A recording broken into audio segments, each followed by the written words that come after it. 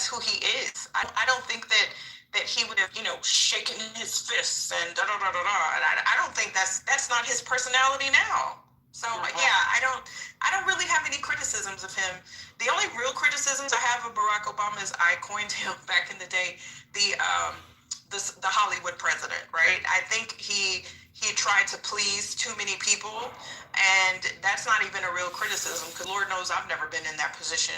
And I think he knew that the world was looking at him as a representative of, of Black people. And that's an incredible burden because shit, I struggle with that burden every damn day. And I'm just me. I'm the damn president of the United States. Nikki, one of the things that you said really surprised me because I actually voted, and I do agree with you. I actually voted for Obama twice, and now we sit on the opposite side of the aisle from each other. So I think it's just very fascinating. I really do. He sits on the opposite aisle. Dr. Adams sits on the opposite aisle. That was actually my first election as an 18-year-old. And he actually spoke to the youth. So, I mean, what you said about him being a Hollywood president in his engagement, his public speaking, and saying things that were relevant to me as a young person in America at that time, it definitely captivated me as even a young Republican, and I voted for him twice. So, young Republican who voted for Obama that's super twice. Cool for Obama to be your first president. Wow. Yeah, that's super cool. So like I said, I can never take that away from him. I really can't. The dude's up. From this is where I disagree with you, and with respect, right, is that Obama entered the democracy, and his respect for the history of American democracy caused him to try and bring both sides together, include all American, stipulate literally the reason why his Supreme Court nomination didn't get put forward, right? And you're saying, hey, this failed American democracy that he to take advantage of, and his intention, if he had enacted it, would have been better for America. And Trump, who says, no, I'm going to take this failed democracy, I'm going to leverage every single part of it to make rich white people like me more wealthy and step on the back of the poor Americans. And I'll land with this, is that when you look at China, who in so many ways is doing so much better than America right now, in so many ways when it comes to quality of life, a benevolent dictatorship or Obama saying, hey, I'm just going to enforce my will to make America better, which is what China does, is maybe better than Trump saying, hey, I'm going to enforce my will to make billionaires richer. If Trump is the opposite reaction to Obama, right? Is a pendulum swinging the other way? If Obama did what you're talking about, the swing, right now would be the middle.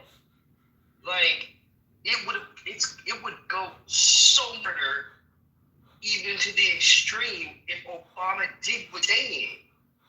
He should know. Don't burn down the country and bring it to its screaming halt. That's not how you govern. That's not what you do. So let me respond to that. When Obama was voted in, so many Americans were like, oh, that guy is going to be shot so quick. Are you kidding me? A left-leaning, black man? Oh, my goodness. But Trump there was an assassination attempt on Trump before he was even elected for a second term, Arthur. So, no one's killing Trump, and he's fascistizing your country like crazy. You have military troops in your... I don't think that anybody, practically speaking, I really don't think that we are going to see a third Trump presidency. I think that we should be more concerned on the practical realities of Gavin Newsom coming into the fold. And, to be honest with you, J.D. Vance, if he ran for president against Gavin Newsom, that's a done deal. I'm a Republican and I'm saying that. That's a done deal. Gavin Newsom is quick-witted. The fact that a Republican wants a Dixiecrat to become the next president is not surprising. I personally don't care for Gavin Newsom. I really don't. But I'm looking at the practical reality of how he appeals to the public. If he can keep up with Trump, he's going to wipe the floor with J.D. Vance. That's all I'm saying. I'm saying otherwise. Politics, and you actually are more of a populist person that doesn't actually understand what's been going on. And that's why you're in the situation you're in. Not do ad hominems. Can you just? Did someone drop? I don't know what she's talking about, but go ahead, Cynthia. You were gonna say? Just What do you mean by ad hominems? Why don't you elaborate? and so don't. Listen. This stage has been real clean all day. Y'all not about to throw no shit and no mud on this stage. So cut the shit.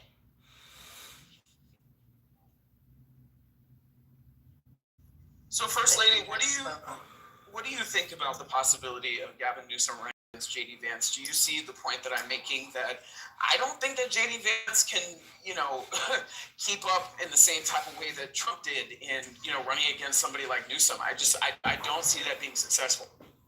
Newsom has too much weight. I don't know, cause I'm gonna tell you something. I don't think we done seen the real Vance yet. To be honest with you.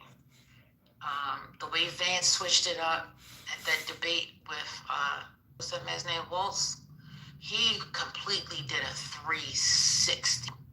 He made that man come to him. Do you understand? He made him come. So I don't know. I think Vance got some tricks up his sleeve. I honestly, I wouldn't want to see the fight between the two. I'm hoping that we get some fresh blood. Somebody new. I need young people. Vance unfortunately fits that young criteria. How old is Newsom? Is he in his 50s? Yeah, he's in his 50s. Yeah, he's 61. He'll be What about 61. 61. But the eyeliner, though. I mean, come on, that eyeliner. Oh, again, nobody's voting for his eyes, but looking at Gavin Newsom being, quick-witted and staying on his toes, I don't feel like, Tim Walz has the same type of delivery. So I get where you're coming from and him making a 360, but Gavin Newsom is on his toes and he's becoming very more belligerent like Trump every single day and when I listen to him speak. So I don't know. I think that could be a very ugly fight. Came up with the cats and the dogs. They're eating the cats and the dogs. Yeah, he's a dirty Yeah, and then he said, well, I think it's important. I think you said you guys weren't going to fact check. Newsom is 58, I believe. No, I said he's going to be 61 though in 2028 though. Oh, No, no, he's- sorry. Oh, he's born the same year as me. Wait a minute. April yeah. is a year. April, Shauna, he's a year older than me. I'm 59. He just celebrated. He's about to celebrate his 60th. And Newsom has way too much baggage.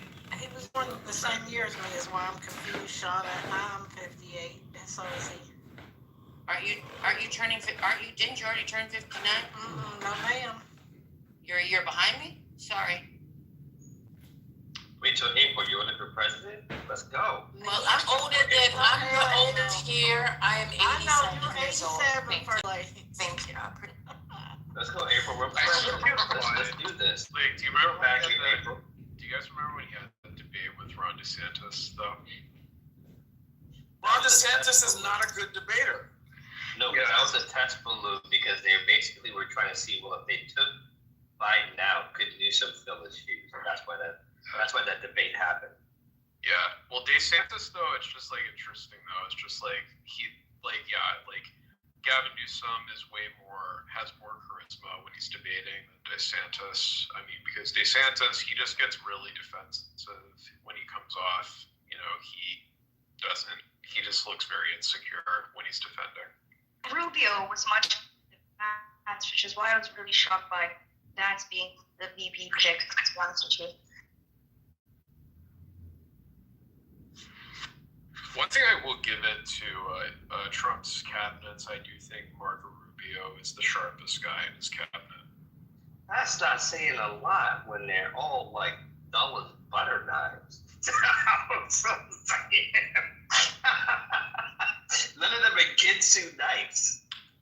The thing I don't understand is why he chose Marco Rubio, who is like, as opposed to some guy like Ted Cruz who would lick his boots. Ted abandoned his people and blamed it on his his kids. I'm like, Yeah. yo, that was the savage you gotta be to blame it on your kids. I mean, it's interesting. Me and Marshall have both fought with each other over this because, of course, he's a Texan, particularly, and I told him that if I was a Texan, I'd be embarrassed that Ted Cruz was my senator because, I mean, the fact that he, that he let some guy call his wife ugly and now licks his boots, I mean, it shows that he doesn't have a spine and that, Texas has that person, not tough as Texas like Ted Cruz, right? I can't believe he got on that plane and went to Mexico with them people freezing. That's crazy. That's what we're talking. That's what we're just talking about. That is absolute crazy work. And as I say, he blamed his daughter. I mean, he should have sent his family, but he should have definitely stayed behind. I mean, that's crazy. But that's just proof of how little Cruz is liked. Like Heidi Cruz, I'm actually a fan of Heidi Cruz. She's in wealth management. She's like a killer at Goldman Sachs. I've been around her. I was actually too shy to go up and get an introduction. You shy? I don't believe that. No, because I mean, like, I would have loved to have been like she's awesome sauce in her arena. She really is. She's well respected. I don't know how she's with somebody like Cruz, but they live in River Oaks, which is quite an esteemed part of Houston. So for a person to leak those text messages, I was dying laughing because that means in their group that they're not even liked because those messages were leaked internally. That was a group chat. And I was just like, how embarrassing for them because now they got to figure out who leaked the damn text messages. And I don't know how Cruz keeps getting elected, to be perfectly honest. Everybody hates him. I don't know a single person that actually likes Ted Cruz, even ones that vote for him. Nobody can stand him. What's the favorite guy? What was the one white guy that almost beat him? Beto. Beto, yeah. Beto almost beat him. That's true. It's almost a tragedy because, like, Beto O'Rourke I kind of like out of all the Democrats. But, yeah. I like Beto too, but remember, Texas is unusual.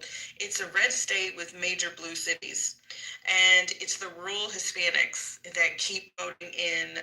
They vote Republican because, they're Catholic and they don't believe in abortion or LGBTQ, and they're the only ones that keep Texas red. I'm pretty sure most of Texas is Baptist as far as religious demographics go. I don't know if anybody's going out and interviewing the rural Hispanics, but a lot of them are Catholic. They're not Baptist. Well, I mean, like near the border, but like most of Texas, I think Dallas and Fort Worth area, most of it's Baptist, as well as like Houston.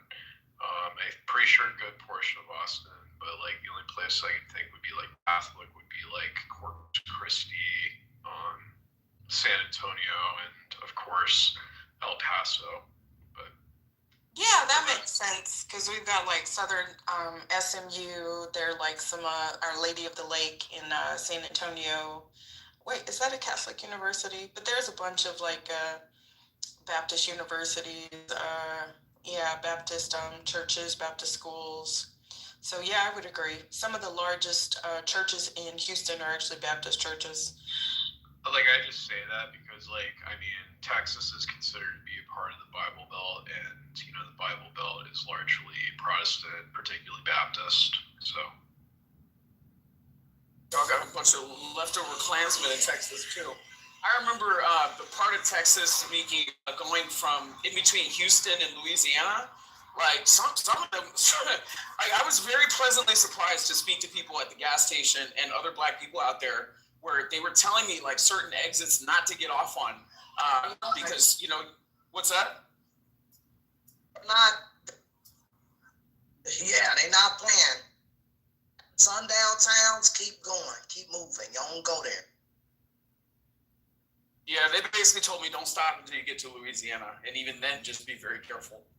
No, that's true. Beaumont is pretty diverse, but yeah, the Vidor, like I actually have a true story about Vidor because we would go to Louisiana all the time because we're from Louisiana, and we usually go in like caravans if we take multiple cars. Well, my son was like 2 or 3 at the time, and he had to go tinkle. So my mom was like, "Don't do it, don't do it." But I off, y'all. I swear to God, it was palpable. Like immediately, we went into this gas station. First of all, they were just all staring at us. Like all of these redneck people were staring at us, and I was like, "What the fuck?" Like you could sense it. And I was gonna get him some chips or something, and then I was just like, you know what? Let's just get the fuck out of here. And my mom was like very upset with me. They circled back because she was like, oh my God, you know better. And my sister was like in conniptions, and I was like, damn, I didn't think it was that bad.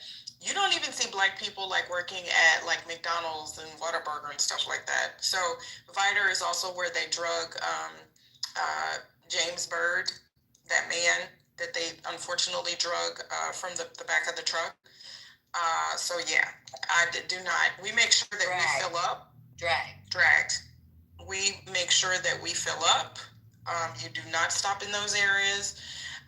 You keep going. They're absolutely sundown towns. Some of the back roads people don't understand.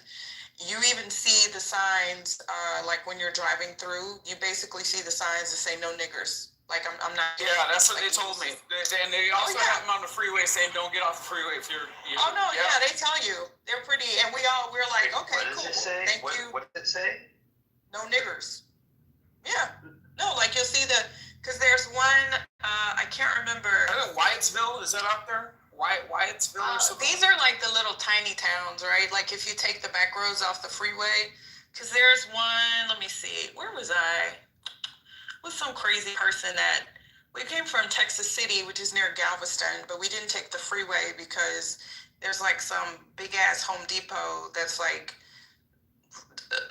anyway, or some I don't know what we were doing that weekend, but I'd never been back there in those back roads, right? And I was like, what the fuck did that just say? And he started laughing. He's like, oh yeah, you never been over here? I was like, no. He's like, well, good. You don't need to. But yeah, they make it very clear. It was like a bar, and it literally had a sign that was tacked up, and it said no niggers. They let you know. Yeah, so you don't go there. I'm like, appreciate you. Yep, don't go there. That's when they say don't go there, they mean don't take your black ass over there. Yeah, they make that very clear. This is not for you. So I'm like, cool. Understood. Yeah, it's interesting. I remember like last year around like this time, I went to down to Satilla Shores, where around the area where Ahmed Arbery was shot.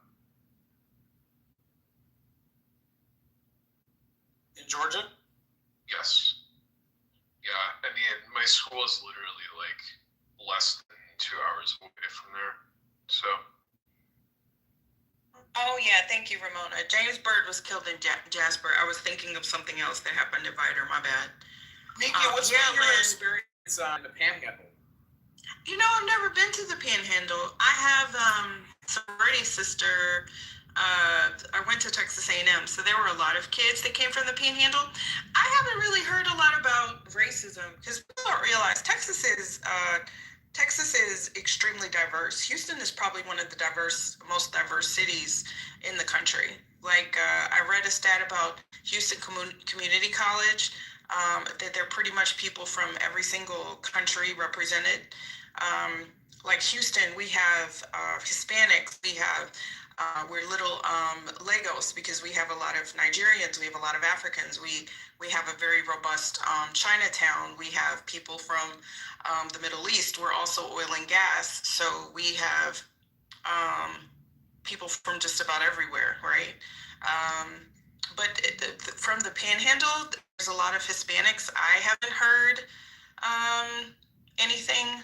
I think the closest I've been is like, I had to go for a sorority thing to Waco because we went to Baylor. That's about that's about as far as I've been. I've never been to Lubbock. Did I ever go to Texas Tech? No, I never been to Lubbock. I never been no. So yeah, but I haven't heard anything. But I know people from all over the states, and I don't really get that anything is like bad. In my opinion. Let me ask you something. How do you identify? Do you identify as a Native American? mean, I'm black. My culture. Or how would you would you identify yourself as like indigenous to the United States? I mean, a part of me, I'm a Louisiana Creole, so part of my culture, by identity, we are African or African American. We are we are black. It's culture. So but part of my lineage, yes, is African, Native American, French, and Spanish. I have my great grandfather was 100% Native. There are other people that I can identify going back for generations. Like 99% of my family is still in southern Louisiana. Like they haven't migrated. Maybe they've gone to Baton Rouge, maybe they've gone to New Orleans, maybe they've gone to Houston, but they ain't gone nowhere. They're still there, which is why you still have to bring when you start dating, you literally have to bring the person that you're dating to the elders in the family so they can go down your family tree to make sure that you're not too closely related. That's how bad it is. It's kind of funny, actually. Well, let me ask this. Okay, so when you talk about the sundown town thing, and that's a very interesting, family history that you have. I have roots in Alabama. I think I might have some people in Texas too, but I gotta do some research on it. But when you talk about the sundown town thing, let me ask you, what have you ever? Let me ask, how did it? What is this thing about this sundown town stuff? Because I know in recent times, like in the last year or two, I keep saying that this sundown town stuff like trending. And my dad actually grew up in the Jim Crow South, so he, in Birmingham, Alabama, in the '60s. So I'm very familiar with that whole culture and stuff down there. But I just find it curious that in 2025, you have this thing now, this trending thing where people talk about this sundown town stuff.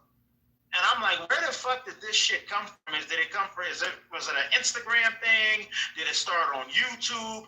Why they start talking this shit all of us? Have you ever heard of Colorado City, Utah?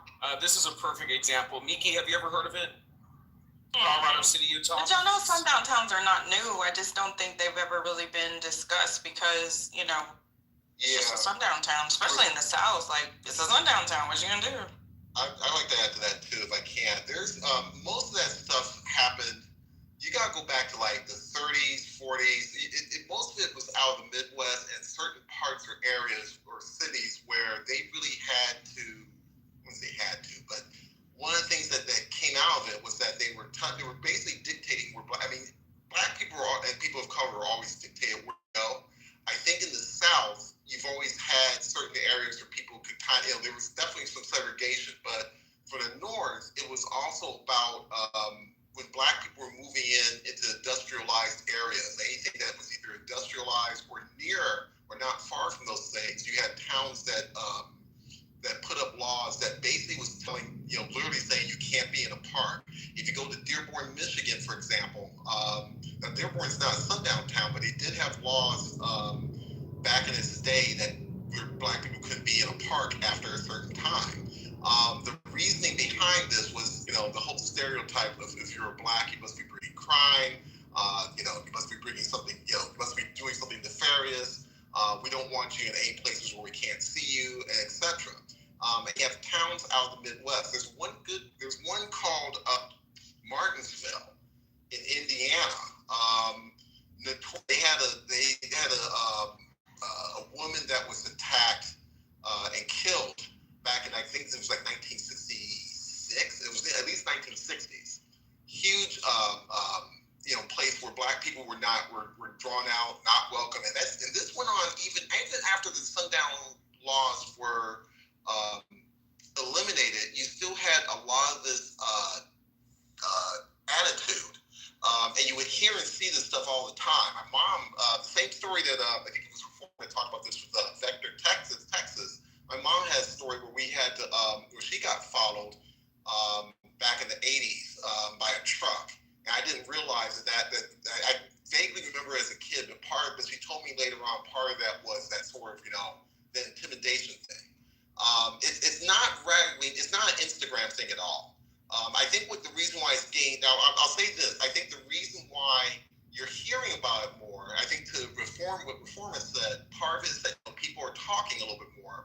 And then on top of that, you have some towns which had that reputation trying to not so much eliminate, I guess for lack of a better term, eliminate or try to move on from it, because they realize that having a diverse community is attractive. Martinsville for years has really tried to push being someplace to go when for years, if you were black and in Indiana, whether you're in Gary, Fort Wayne, or Indianapolis, you don't go through Martinsville at all. So it's something. There are towns in Illinois. I think Anna, Illinois. Ain't no niggas allowed. Excuse the language. That was what the meaning was at the time. They've tried to overturn their past, and the reason why I think you're hearing about it is that in doing so, in some cases, people are trying to almost whitewash what it was, and it's kind of hard to sell yourself as a town or place to live in when the country is much more diverse. You have a generation that's more attuned to diversity, and nobody wants to live in some place where people are where you have to be in fear of somebody doing something out of intimidation. So I hope that helps out a little bit. Yeah, so I put something in the chat about Vidor, Texas, Vidor. So it was a stronghold for the Ku Klux Klan. So black people were historically told to leave after sunset. So this was just desegregation in the 90s. They had a court order forcing the desegregation of public housing. The 90s. Mm-hmm. So you do not fuck with Vidor. I'm giving y'all a public service announcement. So I got some questions once this happened. Yep. So I'm just let's see. Vidor is some residents are trying to change it, but the black population is less than 1%. They are very brave for staying in Vidor. Because no fucking way.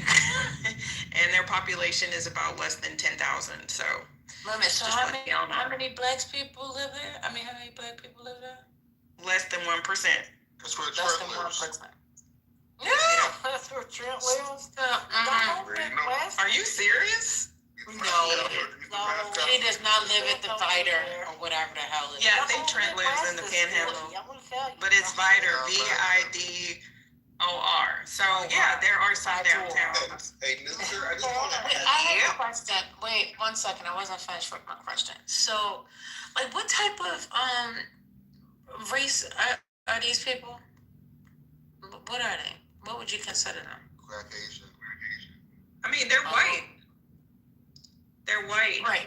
They're white, but are they redneck white? Are they? That's the thing, First Lady. This, Texas is just country, right? A lot of these sundown towns are just country, so they're very rural, right? They're small towns. So you have your mix of, just. So they really don't like black people? They no. They really no. They don't fuck with black people at all. We're gonna have a conversation. You could try. But this is those Somebody get areas. The president of Vidor on the phone for me, please. Thank you. Child, those areas that were KKK areas like Vidor. Those people. Yeah, you know what? And it's honestly not even worth it. I'm straight. You know what? I appreciate the notice because they don't give a fuck. They hate black people. And yeah, they have no problems letting you know. Or do they hate all kind of people outside of them, or it's just blacks? The KKK. People don't remember the KKK was actually created against Jewish people. So think about the most extreme. I wouldn't even say they're white supremacists. They're just racist as fuck. The most extreme version of a racist that you could think about. So yeah, Dr. AG put they hate all non-white people. Yeah, and they're not gonna march. They're not gonna go. They just don't fuck with us. And I'm like, you know what? Thank you. Okay, I got it. Memo received. I'm not trying to change you. Like that for generation. Okay, last question. So could you buy gas before the sundown?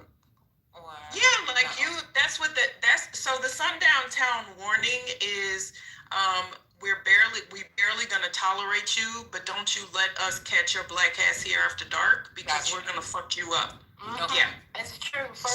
We went through a town in Missouri in the 90s. My husband was stationed at Fort Leonard Wood, which we call Fort Lost in the Wood.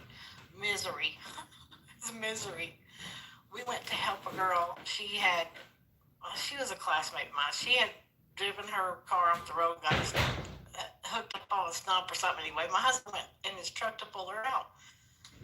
And we parked, and he was hooking her car up to the truck, get ready to pull her out. And this dude came down the hill from his house, white man.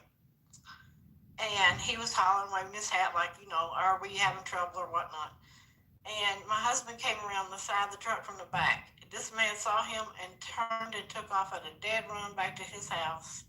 And not 10 minutes later, it was a convoy of good old boys in their pickup trucks and their guns. And I was like, we are done. We're dead. It's over. April, do you mind saying what state this took place in? This was in Missouri back in the 90s. Yeah. Missouri's bad. It's really bad. There's a and my husband. Yeah, Missouri has a lot of racial tension. Have y'all ever seen that documentary on the? Let April finish. I was telling my husband what happened, and he's just like acting like it's another day. He just continued doing what he was doing. Got the girl's car out, took it to her house. We sat down, had some tea with her, and then we went to back through it's a small town, back through there. He was putting gas in the truck. They are circling, honey. They following us everywhere. And I'm like, we fixing to die today. We're going to die today. And he's like, would you stop? He said, I've been black all my life. And I'll be continuing to be black. They worried about these people. I'm like, it's truckloads. He's like, I can see what it is. You go back in this truck. And they escorted us all the way back to Fort Leonard Wood. All the way. Broad fucking daylight. Okay?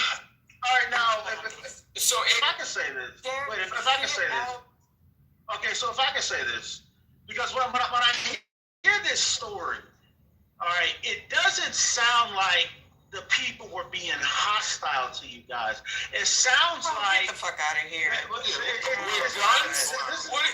you okay? This is just what it sounds like to me, okay? It sounds like the gentleman saw you guys. Somebody banging your wife and you would say sounds like he saw that y'all wasn't from the area, y'all needed help. And when then these guys came, guns. You said they had guns. Well, in rural areas, most people have guns in rural areas. That's not an uncommon thing. She wasn't. Yeah, April, this is the country. I'm from the country. I know when people come to help what the fuck they look like. Can you hear my accent? I'm from the country. I know. Okay, look, but what I'm saying is this. What I'm saying, sir, we don't need you to try to explain this. Like, we understand. Look, I'm not here for that. White. What I'm saying is you don't have to be here for it. What are you talking about? What are you talking about? I have a question for April, unrelated to this, because she did mention that she's from Missouri. April, have you heard? Missouri. Oh, okay. You're in. No. Oh, okay. Do you live? Oh, got it. Have you guys heard of the military spouse? Or my husband's retired. We moved everywhere. We live in Alaska. Got it. Have you guys ever heard of the Pruitt-Igoe Project, Miki? What is that? The Pruitt-Igoe Project was a project housing in St. Louis, Missouri, where they were trying to basically push Black people into a development that turned into a crime epicenter, and even the police that they stationed there had to close their offices and flee. It's a very, very devastating story in Black history in Missouri. So I encourage you to look it up. I get it, dude, but you guys just kind of pushed me all the way off because I was trying to. Hey, wait. This is fucking Clubhouse. Please don't activate me, sir, because I don't give a good goddamn. Don't come up on this stage in this room trying to demand a voice because nobody's paying us. Right, and I'm not fucking give a damn. I'm not demanding anything. We've moved on. We've moved on. This is not a room for content. We don't give a fuck. Okay? God damn. Doctor, I'm sorry, First Lady. I've been good all day. You should be very proud of me. You have, and even then, I know you had some restraint there. So Thank you. I think I did. I know. I heard it. I heard the restraint. I heard it all in your voice. Mm-hmm. But thank you. Can you put that in the chat, Adams? Because I've never heard of that. When did that happen? I believe it was in the 1960s. I mean, one day we're going to have the conversation about forced segregation in some areas and how. I'm sorry, it was in the 50s. Oh, goodness gracious. Dr. AG Dr. AG. 54, 55. Oh, thank you, because I would have totally screwed up that name.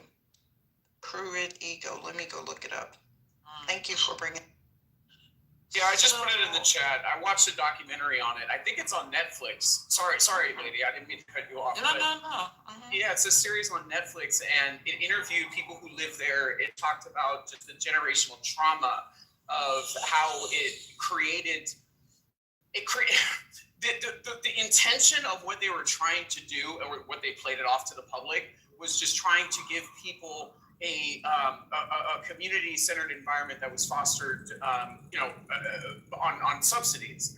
And it basically just turned into a model where people saw a rise of crime. People felt segregated from the rest of the community around them. And it almost created an ecosystem to where it was like crabs in the barrel, as many people colloquially say. So it was a disaster. It devastated families, and it actually is something that a lot of people take into consideration with the multi-family affordable housing model today. So that's kind of the reason why you have tax credit properties where they try to blend families that are in need in, middle or upper, middle income, housing communities. So yeah, it was actually a really impactful learning lesson to American urban development.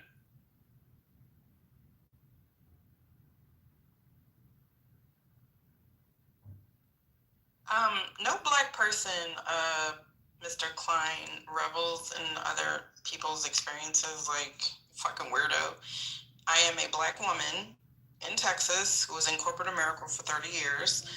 And I am a Black mother of 3 over 6 feet tall Black young men. The fuck do you think if I experience racism? Are you serious right now?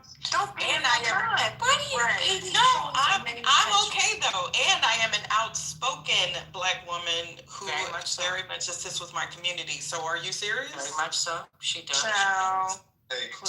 So let me ask you this: do y'all think that this can happen again? I mean, based off of the direction that we're going in. Yes. I mean, do people want to get segregated? Yes, it's already happening. If you look at Los Angeles, Miki and Lady, the subsidized supportive housing model is creating little Pruitt-Igoe projects around Los Angeles. So a lot of these luxury developers where people weren't paying rent during the pandemic and they had projects that were, already in development that were supposed to be introduced into the market rate inventory.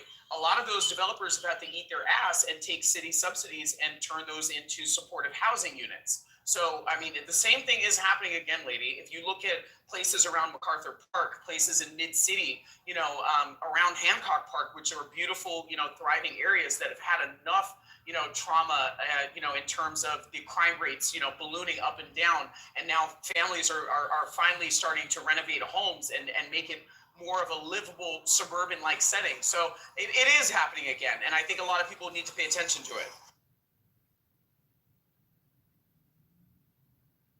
You're moving a bunch of homeless people into luxury apartments and giving them services that aren't really helping them.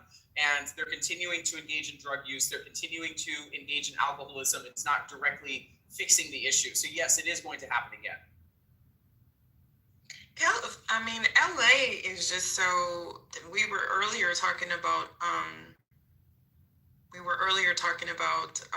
Someone thought that maybe an example for why the narrative is against migrants is because it's a housing issue, right? And I don't agree with that, but I mean, Los Angeles is just, California is just one of those weird places to me, same as New York. I just don't understand that it's so incredibly, ridiculously expensive. Like, just insanely expensive. I think I read a quote, and I've said this before a couple of years ago, that like New York and California accounted for like over 50% of the real estate prices or the valuations in the country. Like, Yeah, Miki, up the hill from where I live, there's like 5 or 6 homes that are on the market right now for over $100 million. Like it's insane. So the rental prices are going to take those values into consideration when you look at the people who are able to pay these housing prices. So yes, it's going through the roof. I mean, a 2-bedroom in a decent neighborhood in proximity to a decent school in this area is going to cost you anywhere from $3,500 a month to $4,000 a month. yeah, see, I don't understand that. That's why y'all need to stay out of my city. Oh, it's even worse up there. And if you look at the qualifications, the highest rents in the country now. if you look at the qualification standards, Shauna and Miki, it's insane. You have to make anywhere from 2.5 to 3 times the rent. So if you're looking at a family, okay, of 3 or even 4 in Los Angeles, you have to make damn near $200,000 a year to be able to live in an area, in an apartment as a renter. Okay, just to be able to qualify for a unit. It is a problem. That's why so many people sit in traffic. People are going to places like Valencia, Orange County, Riverside. Like everybody laughs about that high-speed rail. Even as a Republican, I'm like, okay, well, that high-speed rail is going to bring families together. You know, the dad who's working a job in downtown LA is going to be able to be home on time for his kid's soccer game in Riverside County. So then I think what you're saying is the segregation is more about classism. It sounds like to me, because if you can't afford it, you just can't afford it, and it doesn't seem like it's about the color. Whereas in these other places, or when I'm thinking about segregation, I'm thinking about segregation based off of, the color of your skin. So I've never experienced any of these things so far as in the sundown thingy. I've never been to a town like that. I want to be there, so I'm going to stay away. You guys tell me where it is. I'm not going. I'm okay. I don't have to go play around with the geese to find out what the gander got. You know what I mean? Like, I'm good with that.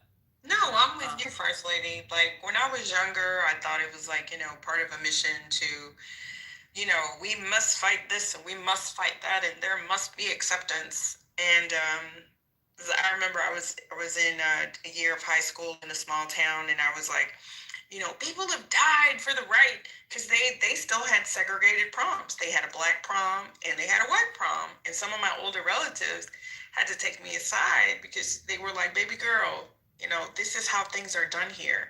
And some of us wanted that way. They didn't want to have a prom. They didn't want to have a mixed prom. They wanted to play their own music. And I remember I was like 16, and I was just like, but you can't have it that way, because I come from Houston, and they were just like, if you don't sit your big city ass down and leave us the fuck alone, like, don't come over here and try to march. Was like that until maybe 20 years ago, if that. All I'm saying, some of those areas. Oh, go ahead first. No, I was just saying that Mississippi stayed like that so far as like the prom and everything. I think they merged. I want to say I saw a documentary that was something recent. It wasn't like they've been doing it. Mississippi kept their stuff separated as well. Yeah, this was Southern Louisiana. Shout out to Opelousas and Lafayette. Yep, and they were like, ma'am, this is okay. We're fine. We're fine here. There are black churches and there are white churches. There's the black Catholic church and the white Catholic church. There was the black private school and the white private school. And that's why I hated it when I was a teenager, because I was like, it's like living, it's like it's the 1960s. I honestly don't think it's changed that much when I go home, to be perfectly honest. It hasn't. Probably never will. I think, if I can add to this too, I think I mentioned about the book from James Loden on Sundown Towns, and I think the towns that made a transition, they had different things going for it. Like, I didn't know this growing up, but Valparaiso, Indiana, which is about It's at least a half hour from where I am, from Gary. Did not know that was a sundown town at one point. But, and the irony of it is that the mayor, Richard Hatcher, if I remember correctly, I want to say he was I think he operated in Valparaiso at one point. I'm not sure if he was born there or what have you, but I'd have to double check that. I keep getting that confused with Michigan City. But the point is that some towns were able to shed it because they found, not that they actively did it, but it took a number of things to kind of make the shift. Like for Valparaiso, there's a university there. And it took a while for that university, as that university kind of grew. It's not as big as Purdue or Indiana University, but it grew enough where if you have a university, you attract students, you attract people that are not necessarily, to be polite, they're not necessarily thinking about, this is our area and we don't want you in here. They're a little bit more open to it. Whereas with Martinsville, the one murder that happened in '68, they had a reputation for a long time. Even when Indiana had, and they still do this every year. There's a basketball championship. There was a brouhaha about 30 years ago where this high school from Martinsville had to be banned for like a few years. What's a brouhaha? That brouhaha, yeah. I'm just trying to throw a word in. It's like. It was controversial because their basketball team, for whatever reason, went after the kids in Carmel. Carmel in Indiana is a very, very highly affluent suburb, but it's also very, very diverse. And they were going after some of the students of color, and it got ugly enough where the whole school was banned out of the high school championship system. And that's a big deal for Indiana. It's a source of pride for a town to play in the state championships. And I'll say this, I'll land real quickly. Even one of my friends, I had to talk a friend out of taking a job in Martinsville. They weren't telling him that. They told me it was a suburb of Indianapolis, when Martinsville, and that's like to give you the analogy, that's like telling somebody that San Diego is a suburb of Los Angeles. It's in the area for Indianapolis, but it's not that close. The recruiter thought that because my friend went to a black school, he thought it would be okay for that person to be there. And I told him, I said, no, don't do that. This is in the 90s. I said, don't do that. So I say all this to say there's, some towns still have the reputation because they've continued it. Others have been able to transition. But you still, I think as a person of color, as we said before, you still watch your step because there are places that that should not be trying to intimidate or approach you at all. And some places have not really reformed as much as they should have. So I hope that's a little bit. So the states are in favor of these actions in these towns called sundown? I don't think they are. I think what's happening in the last, I would say, in the last 20 to 30 years in particular, they're trying to shed the image a lot more because they realize that's keeping that first of all, the towns that are doing that, it keeps them limited. Nobody's going to live in some place where you have to worry about being assaulted. And most towns now realize that as the country is getting much more diverse, there is an economic, I don't want to say a carrot for lack of a term, but there's sort of an economic incentive for them to be to shed that as much as possible. There's some towns in Indiana, Illinois, and there's probably other places in here, but those two states in particular, and I think Ohio, there's some towns that really have started to kind of push that, hey, come here, we're affordable, we welcome people, we're trying to, and there's some towns, Martinsville itself has tried to shed that image. And so I think there's a little bit of an incentive. It's just not, sometimes it's not the right incentive to kind of change. It's sort of a catch-22 where, the towns know they need to change. It's not a great incentive, but it's an incentive. And I think that's all that they have, because some of these towns are sort of isolated. They're not really near a suburb or even let alone a city to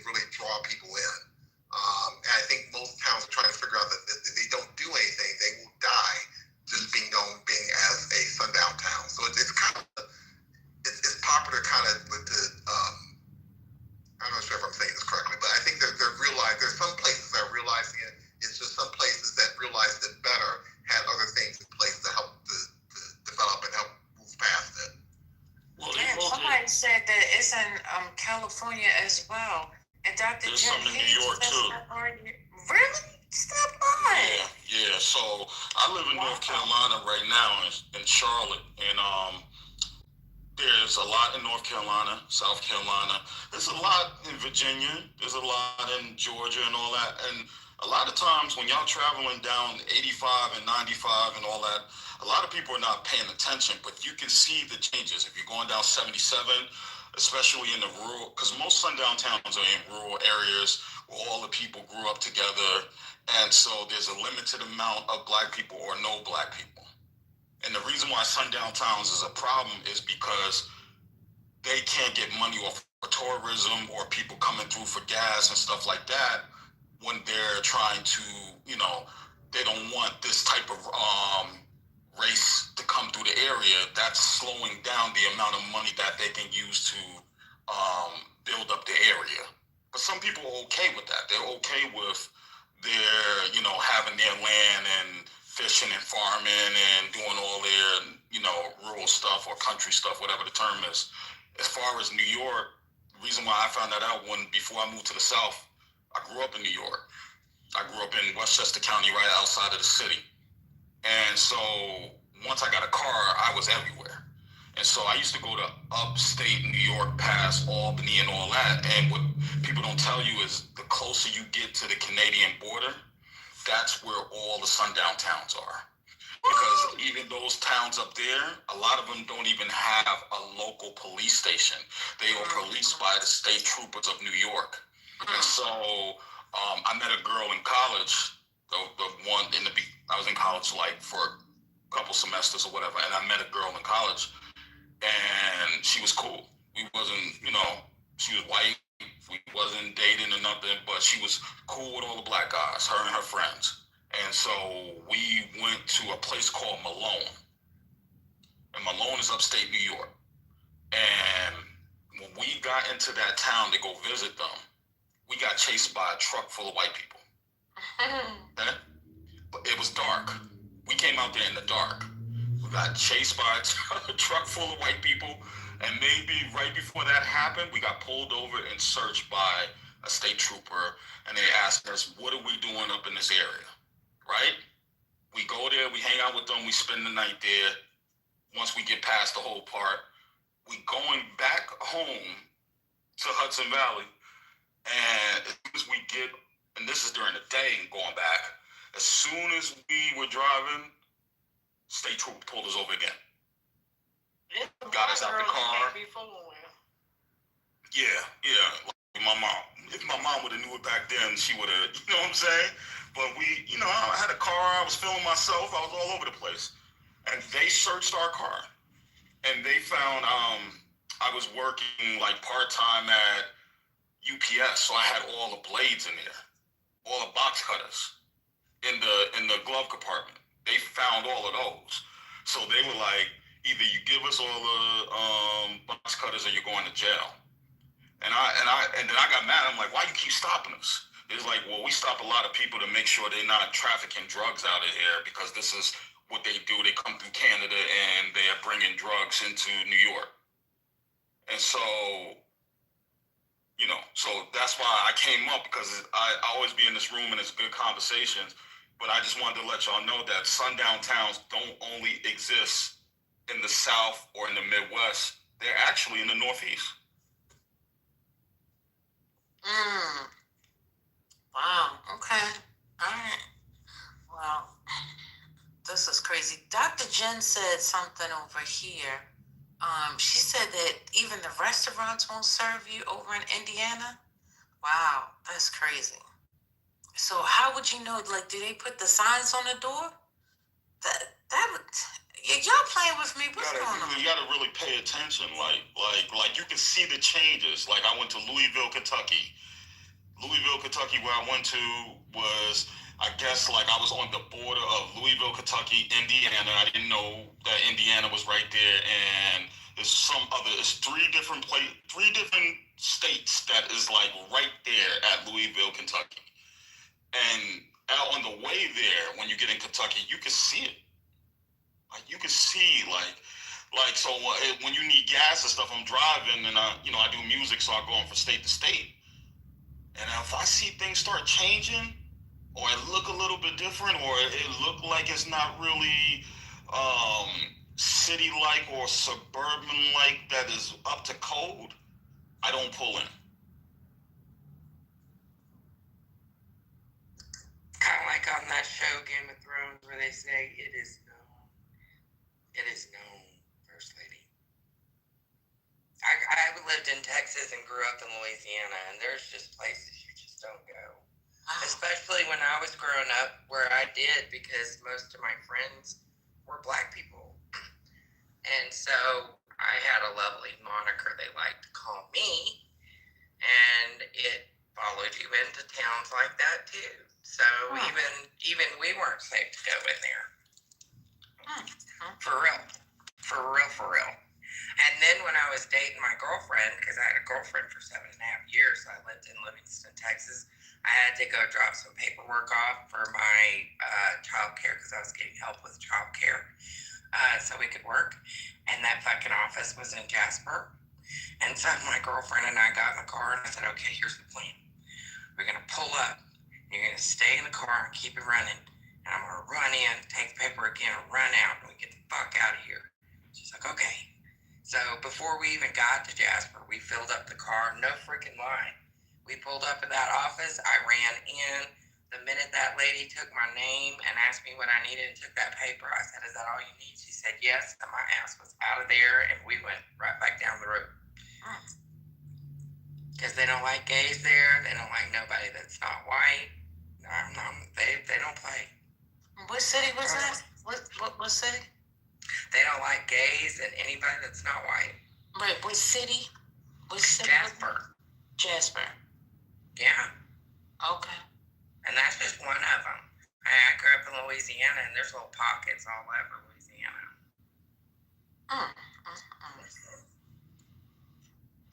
It is known. I wonder why people born like that.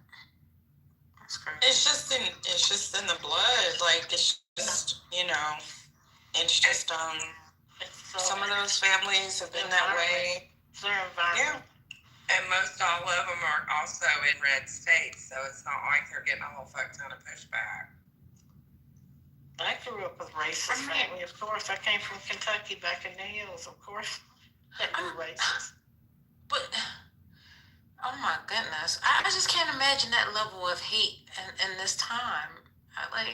You don't like somebody because of the color of their skin is crazy to me. It's just... This is America. That's why I live over here in Nevada. It's not the best, but it is better. That's all. I mean, even First Lady, California got some crazy racist folks in places. That's what they saying in the chat. I'm like, in the mountains, got some crazy hillbilly white folks. I mean, it's always been on black people to be so accepting, right? And a lot of black people are pushing back against that. Like, I have family members that have in their wills, similar to what I've seen from other people professionally, that if they don't marry a black person, then they're not going to inherit. Because a lot of wealthy white people have done that for generations. So, I mean, it's like, I'm just, it's like be overt with it, because I just don't think it's my responsibility to convince anybody to accept me because I'm black. Fuck you. Go on about your business. And I'll go on about mine. Tis what it is. The good thing about those areas, though, is that most of them, you can carry your own gun. oh, Lord. Yeah. I know I didn't just going to say that, but it's just, like in New York, you can't carry your gun. You know what I'm saying? But down there in those areas, Kentucky, Tennessee, all that, you can carry a gun. So technically, you can carry a gun anybody. People just want to open carry and show people, but you can hide a weapon and, No, I'm just saying it's legal to carry a gun in Kentucky and Tennessee and those places, North Carolina, but it's not legal in New York. But most people who have a gun don't have it properly registered anyway. That's what I'm saying. Man, I was so bummed out. I wanted to one day move to Ramona, California, because, my name's Ramona. I thought that would be groovy as hell. Miss First Lady, the fuck lives in Ramona, California? Oh, A bunch of old ass white retired folks. okay. That ain't for White me. retired folks are fun. That's not for me though. They go swimming all day long. They call themselves doing aerobics. You call the They eat police on Jell-O. black people when they see them walking through the neighborhood. Exactly. I can't be doing I that. call the y'all. police on them too. What's Can't be going on? listening to that shit. I'll be end up getting an elder side charge. Sure. I play a good Karen. I don't know what you talking about. I don't like that black guy that was in the park where they recorded and that white lady was literally lying. You know, like saying, remember oh, hell no. Oh my See, God. I'm like, What was she saying? That was Central Park, I think, actually. Yeah, she was lying. She She was basically doing the, yeah. Oh, y'all tell the story from the man from Those white women are weird as fuck. I don't even get them bitches. I don't know what happened to them. I think he was just walking his dog, right? Dog on leash. Go ahead. No, you go ahead. I was just saying that I was just backing you up that he was walking his dog or some shit. I think she had the dog. Did he have a dog or he was just in the park? Or maybe her dog bit his. It was something like. But She was doing the bird watching. She had the dog on. Yeah, and then she started like, I'm going to call them and tell them that you did this to me, and then she started performing. But he was taping the whole thing. Oh snap! Did they get her for falsifying her report? And she. Good. And guess what? The crazy thing was, and you can back me up if I'm wrong, but I think she was the head of like the New York division of the medical joint. No, I think she was at a finance place. But what happened was, so it was in 2020. It was Christian Cooper, a black bird watcher, and Amy Cooper, who was a Karen. Christian Cooper asked her to leash her dog. Amy Cooper called 911 and falsely claimed that an African American man was threatening her. And the crazy thing is, like, she was telling him that she was going to, and she knew it. She knew that calling the police and saying these things, you know, could basically threaten his life. So she did it in retaliation. That's the crazy part. Like, you know, she was basically telling him, I have this power over you, and you did something that I don't like. How dare you speak to me in this manner or tell me this? And I am basically going to call and I'm going to get the police here. And she told them that, you know, an African-American man was harassing her and threatening her. And she did the whole voice thing. Did y'all watch the video? It was fucking insane. Like, she did it. Yeah. And it was like, bro. Wow. And of course, he did the same. And he's a good guy, but I was pissed because he didn't go in on her. He carried it with grace. He didn't want to press fucking charges, which pissed me off even more. Like, bruh, you could have been fucking killed. Yeah, but he was like, you know, taking the high road and and whatever. Pissing everybody off. Yes. But she ended up And getting I was fired like, from her what? job, though. You could have fucking been killed. And she's still playing victim, talking about, I live in fear every day. Bitch, please. You did. Ooh, child. Well, she started fake crying and everything. It was crazy. She apologized at some point, but the damage was done already. She had got like fired and all that shit. So then she's trying to apologize, like it wasn't nothing, whatever. And they're like, well, we have you on camera.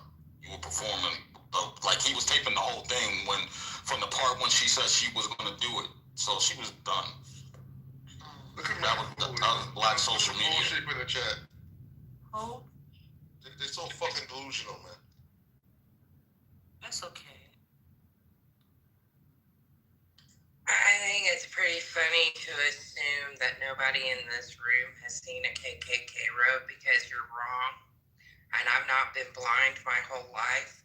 And I grew up in rural Louisiana, so bet your ass I've seen a white robe and a hood, a few of them, in fact.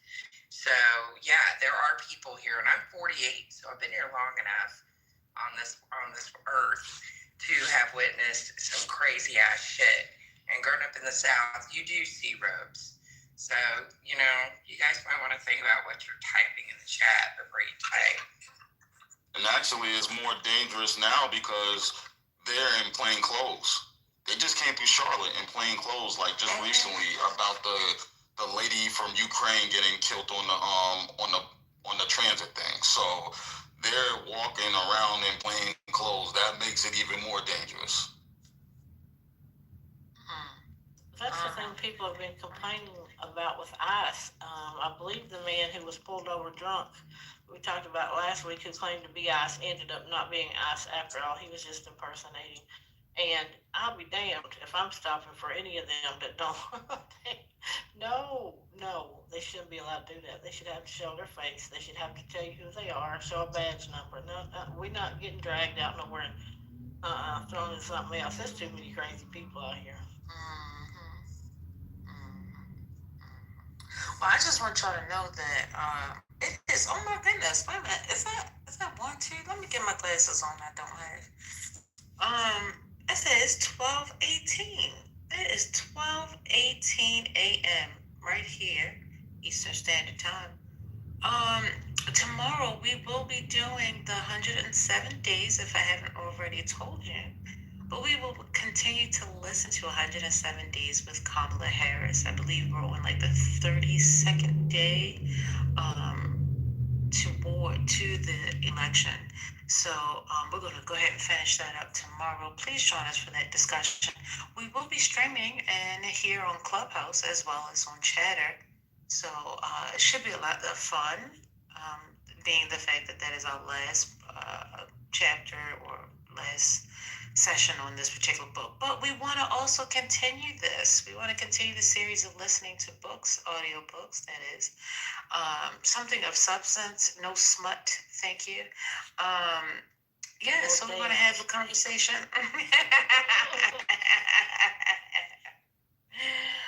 Oh, I guess we can read one of yours. We can make it spicy. All We my can do that on stuff ain't Friday. smut. I would never tell y'all my smut name. No, I'm just saying on a Friday, maybe we can listen to something. We don't need to know the author. Huh? Some Zane. Zane's still writing? Is he? I think so. I want to say I think so. Anybody watch that TV show on HBO? Man, I used to love that series. That series is good. That's a mess. I haven't seen a KKK robe, but I did see a cross, a big ass, like 12-foot cross, driving to Shreveport from Houston. And it was like 3 a.m. and it scared the fuck out of me. A big ass fucking cross in the front yard. And I was like, holy shit. One of my foster parents was in the KKK. What? Yeah. Wow. So you not only did I see them once, but every time I opened their closet. They had the heavy robes. So have y'all ever heard of Ann Atwater before? You know who Ann Atwater is? That sounds familiar. She's the lady that worked with the head of the KKK back in the late 70s, early 80s. When David Duke first took over, or I don't know if David Duke. But all I know is that she's a black woman, and they worked together eventually, and they were able to end segregation in some of the areas of schools in Mississippi. Yeah, she worked with one guy. I remember I just read something about it. She worked one-on-one with one person, and he came around. But the KKK did a march in College Station when I was in school. That was Durham First Lady. It was North Carolina. North Carolina, okay. Durham, yeah. They had a movie about it. And Taraji P. Henson played in it. Wow. Yeah. You can tell a black person that you're not racist, and then they won't believe you. What? Well, because it's not like something you say. investigate. Is that Mr. Klein? Mr. Klein, you made it on stage. Oh, I thought that was our resident black person. Oh, I didn't know he was white. Let him talk. Okay, go ahead. Well, you know what? We can have some content for Master of ceremony. Go ahead, Mr. MC. If we really care about racism, then we can't just advocate for your own race. You have to advocate for the abolishment of racism and other races, right? So, what about the plight of Asian people, the plight of other countries that are marginalized people? That's when I think about people that really care about it. It's you can advocate for other people, other than yourself. So I'm white, and that's just never forget something that you never. I mean, I'm blind and I got. Who do you advocate for? Well, I say I'm white, but I've never taken a test. You know what I mean? As far as like. You never taken a test? What are you talking about? He said. Or like a race test, you know what I mean? Oh my. So maybe I might not be, I don't know. Well, where do you buy it from? CVS or Walgreens? Where do you get the race test? Well, I think you can get a. Please tell me you're talking about ancestry. Yeah, the ancestry. Oh, thank you, Jeebus. Well, what do your parents look like? You don't know if you're white? Well, they're white, yeah. Okay. So where did you come from? Not all white people are the same. It's like 50 Shades of Grey. I mean, but are you Native American? No. Then where do you know where your ancestors you came from? You don't sound like white tea-ish. Because unless you're Native American, then you're not. How many generations have y'all been American? Are you full white? Since Ellis Island. So he's full on. So like 135%. He ain't no full. 135 years. He gotta be trolling. He is. So what's the country of origin if y'all came from Ellis Island? He don't sound Lily.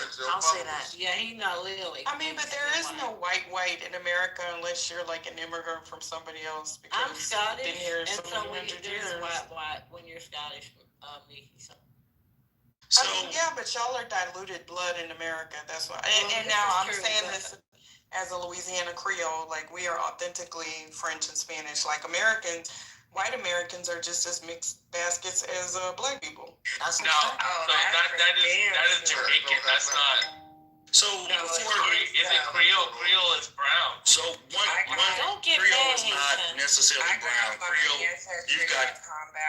And I am the absolute white mutt, okay? I will tell you that now. North European French, thank you. So before you guys get on track here, so Creole can mean two things, right? There's Louisiana Creole. Y'all ain't even white. But that's what I'm saying. The further back you go in generations, you have more and more and more people. It's just like people saying, out of 400 ancestors, one of them was from Scotland. Like, what the fuck? Right. And no, you can't really claim that. So no, I'm gonna be in my arrogant culture back here. So Mr. Klein is gone. Well, mine is 42% Scottish. I thought we were gonna have some fun. Oh man. Before you all, especially Ramona, hello. So, hey, Mickey, I didn't know that she was Rob from Around the Way. Ramona, the fuck? But it's like a lot of folks believe the kind of thing that MC said, right? And that is, it's like, well, if you're black and you're pro against racism, then you should be pro against racism in other races. Like, it's a disingenuous, like, fake argument, right? Like, it's like saying Black Lives Matter, and then you think all lives matter. I mean, yeah, but that ain't what the fuck I'm talking about. You see what I'm saying?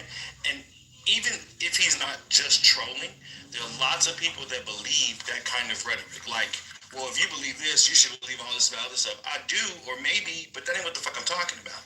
And so that's part of the problem that exists in some of these folks having these conversations.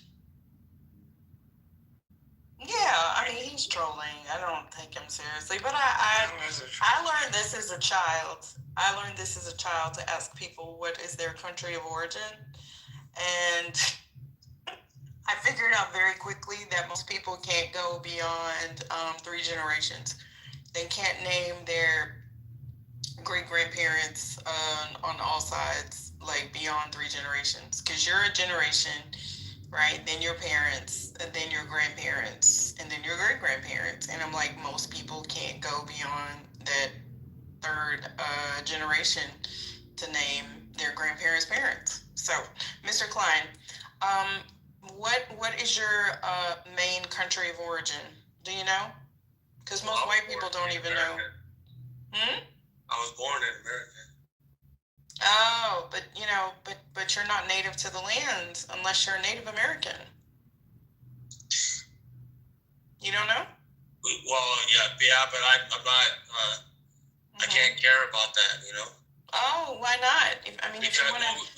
The United States, we signed treaties with all the natives. Oh, you signed treaties. You signed treaties with the natives, so now you're English. Well, the United States. The United States did. One of them. So you represent the United States. Well, you know, most of the founding fathers were not, you know, born here either, right? They were. I mean, Alexander Hamilton. You know, he was an immigrant to this country, but most of the founding fathers, like, didn't they, you know, come from England? I'm just saying. Yes, The but Mayflower. The Mayflower, the Puritans, like, yeah. Right. You didn't know that? Christopher Columbus, in 1492, Christopher Columbus sailed the ocean blue. Like, you didn't know that? Yeah, and the Louisiana Purchase. Right. Yeah. But we bought that from the French. Right. Where'd you come from? That's what I'm asking. How are you going to embrace other cultures when you don't even embrace your own? That's what I want to know. Well, my culture is America. But where'd you come from before America? America is one of the youngest countries to exist. Well, I came from America, you know. Oh. And then we came to Ellis Island. We came from Europe. Just Europe? All of Europe? The whole continent? Europe? Really? Yeah, we immigrated from Europe. Yep. And you I don't was even taught. know. I was a lot of people taught. I was taught we all bleed blood, and we need to be polite to each other. We all bleed blood. Well, when did you learn that? Yeah. Oh, since When you day set one. yourself? Well, that's, you know, there is no race. We all bleed blood. We're all humans. You know, gotta be good. So a lot of people. We all bleed blood. Okay. A lot of people want you to think you're a victim, but you're not a victim. You're a human. You're an American citizen, and we have every opportunity that everybody else has, and you have to really think that way. You can't. As soon as you start thinking that you're a victim, then you are a victim.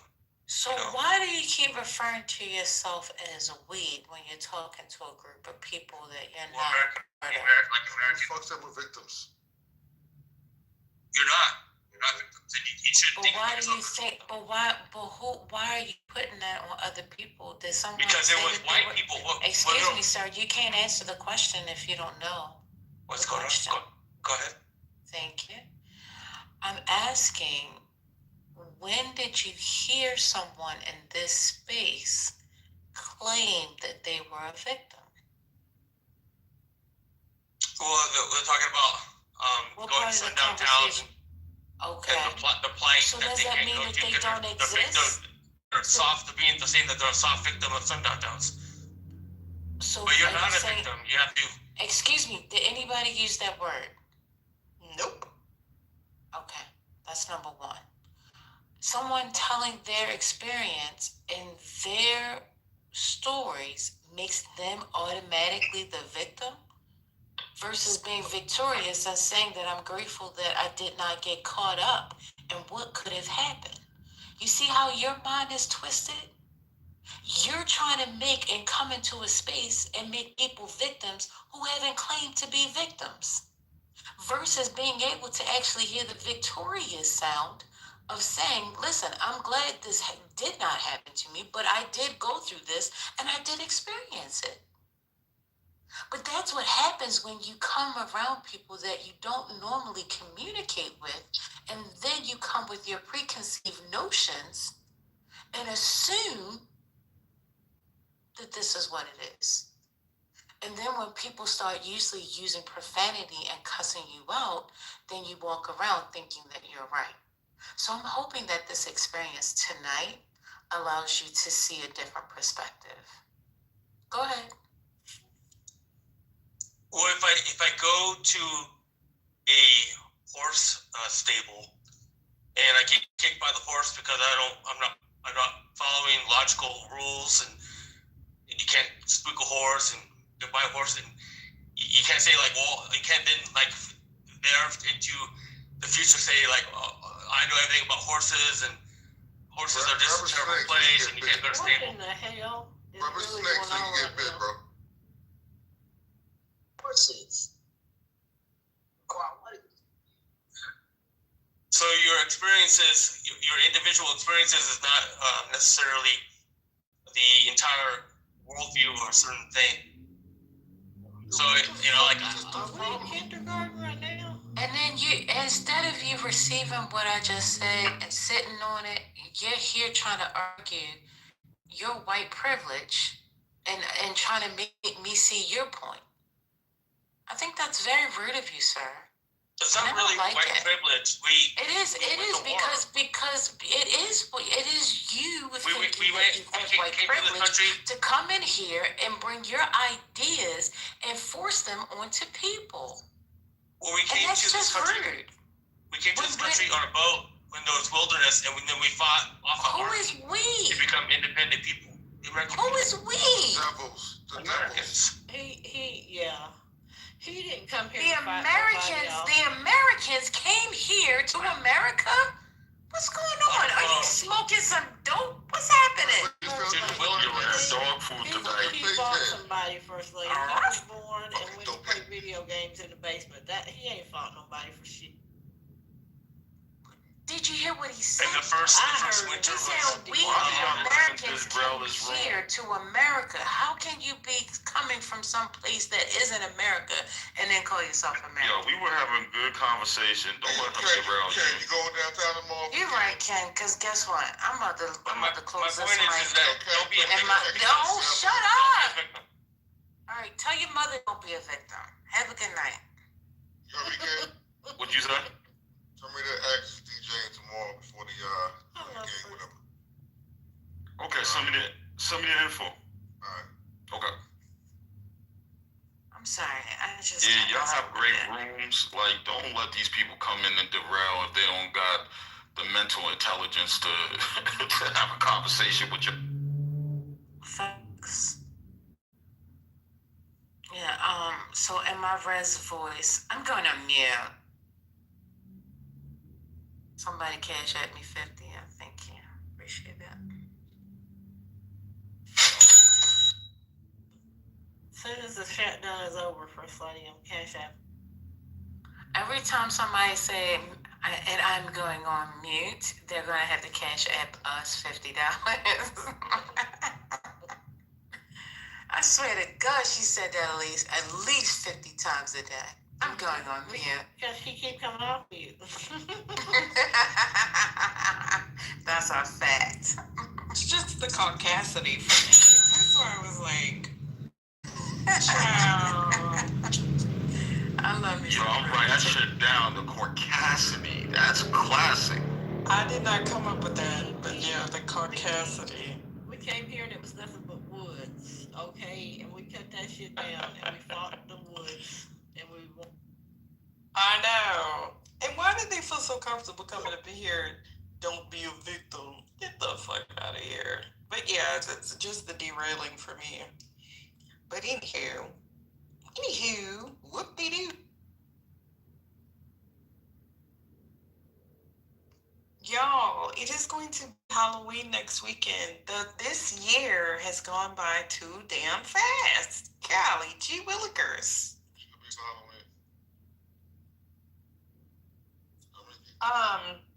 So my oldest son gets dressed for here. Oh my God, that was amazing! Oh, shut up, Chet. You didn't come over here to get us. Get out of here. I went to a funeral. My friend passed away. I'm sorry to hear that. Then we watched. That's okay. But it was amazing. And then you gonna come see. You see how you just wrote me in? See, this was nasty work. You play on my emotions by saying, I just came from a funeral, and I said, oh my God. Oh my God, and it was amazing. And then oh my God, it was amazing. Oh, Wait a minute. Ray is supposed to be here. I sweated out every curl in my hair. I was a gangster for one night. It was amazing. Yeah, you know what I'm saying? I was like shaking my ass. It was awesome. Wait a minute, I'm so gonna you make was on at mute. the verses? Wait a minute, what's going on? No, and I Okay, had so the tickets. funeral was amazing? I was talking about the verses. But the funeral was amazing because Okay, I got so have you been Congressman. drinking? What's happening? I have. These people Listen. keep leaving me out of the alcohol. I'm And talking I about don't the like verses. that. Somebody got killed. Like, stop Patty Patty. You was watching the verses too, goddamn. He wasn't. Y'all didn't watch it. You know what? That Versus did good. it. That did it. That did Them it. trying to catch their breath on stage. Reformed, hold me back, sis. Cause Get it. Hold on. Master P was jogging in place. Oh Lord, I'm about to jump. I know he I'm about to tired. jump on Reformed. You gotta be a good example for me, First Lady. I'm about to let you go. I'm about to grab an eyelash. Stop! Don't do it. Your hair too pretty. I didn't take my eyelash off. And then, let me hold some boobs because I don't got no. God bless you. I said that off the mic. Your hair look too good. You know, it's just gotta. All right, we back. Get it Somebody together. said Master P got in 10,000 steps tonight. Yeah, he was jogging from the top to hit the stage. He wouldn't stop jogging. Then they had to take him to the back. Somebody said he wore out his Apple Watch for the day, and I was dying. You met your goal. He got one of them. He got one of them. Listen, we still lost what Silk the Shocker talk about. Everybody was confused, but everybody was running in place. It was awesome. It was That was awesome, but perfect. it let you know that even though Silk the Shocker had hits, that motherfucker cannot rap for shit. He Oh my God. That nigga must have been the worst rapper in history. He gotta be. He had the mic in front of his mouth. And he was jumping, and I was like, this remind me of when I used to follow them around. I wanted to see their faces, because I followed them around. That's You not still it. watch Yo, it. motherfucker couldn't even rap his records with him. It was fucking crazy. It was crazy. I don't want to be your friend. Oh, you go on Apple TV. You Apple TV because we. But everybody said Mia X was the winner of the night. She was the freaking winner of the night, and she let these female rappers know y'all ain't shit. It was amazing. Clothes, yes, she did. I heard she did. Yeah, it took me back to my thug days. It was amazing. Snoop did his thing too. No mic. And Yep. then, Snoop came out. Yeah. And then Juvenile really showed that he really is a true star. Like he really was. He's the MVP of the night for me. Because Cash Money couldn't do much without Juvie. And Juvenile came to Korea, Patty. Yeah, they I gotta got him to come to Korea. Oh, girl, and I did a whole crab boil for him. Yeah, they gotta. I was crying from the pigs, but still, from the commissary, but still, I did a whole crab boil. Now, did y'all see Tamar's messy ass wiping the sweat off of baby's head? Talking She about was I'm grabbing the mic, representing too. my sister. Sit your thirsty ass down. Messy ass. She grabbed the mic like 3 times out of his hand. Well, I mean, her ass is messy as hell. Come on now, girl. You do not need to wipe the sweat off of that man's head just because he married to your sister. No, ma'am. Absolutely not.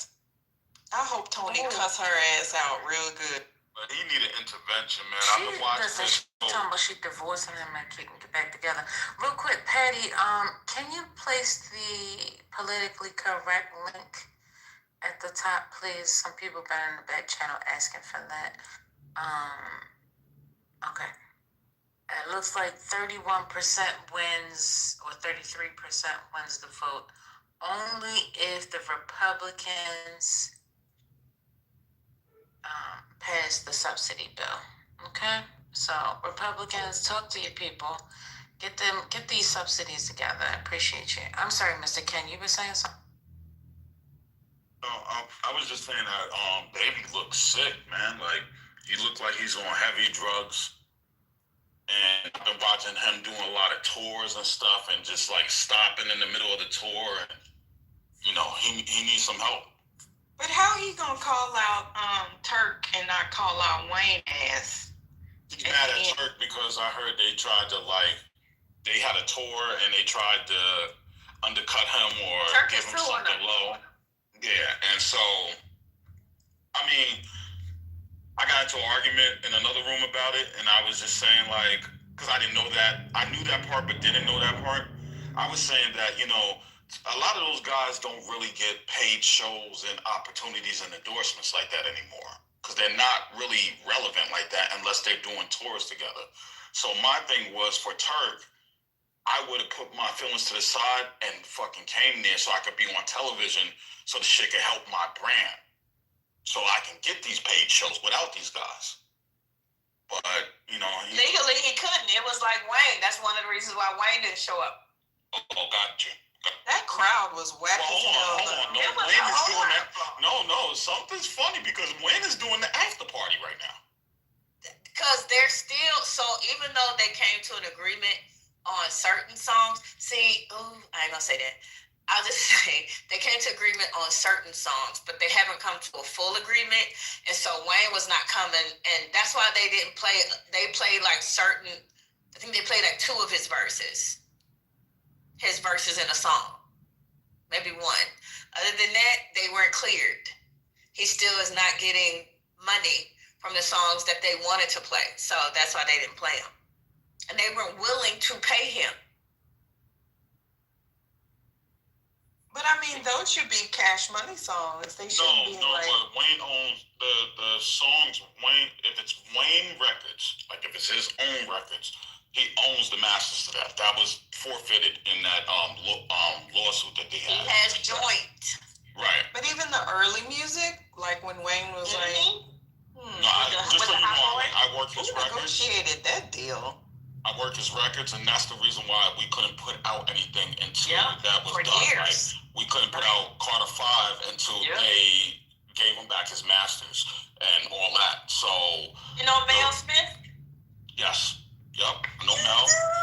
I know Malcolm Miles. I know everybody. I've been doing this for 22 years.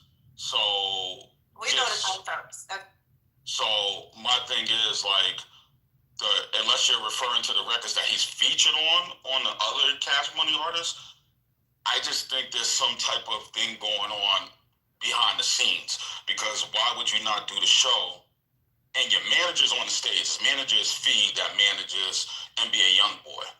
Your manager's on the stage, but you don't do the show, but you're doing the after party at Dre's? Yeah, that doesn't make Wayne's sense. been a little. I saw somebody put a comment that said we really lost Wayne. I don't know. Maybe it's just me, but Wayne is giving Kanye vibes to me. I don't know. I heard that, but you know what I tend to do? Sometimes I try to go see for myself. I heard all these bad reviews about Wayne and his show. He came to Charlotte a couple weeks ago. I went to the show. They gave me tickets. And the only issue with Wayne was that he got on the stage late. He got on the stage 2 hours late. But when he hit the stage and he was doing his show, I heard he was on it. He was amazing. I'm up here with I thought they said we're gonna get a whole rock show. He did all the rap hits. So he played the guitar during it, but I'm just so sometimes people are over exaggerated, or maybe they're telling the truth and just the particular show they went to was horrible. But Kendrick, from my experience, I've never seen him live before. That was my first time.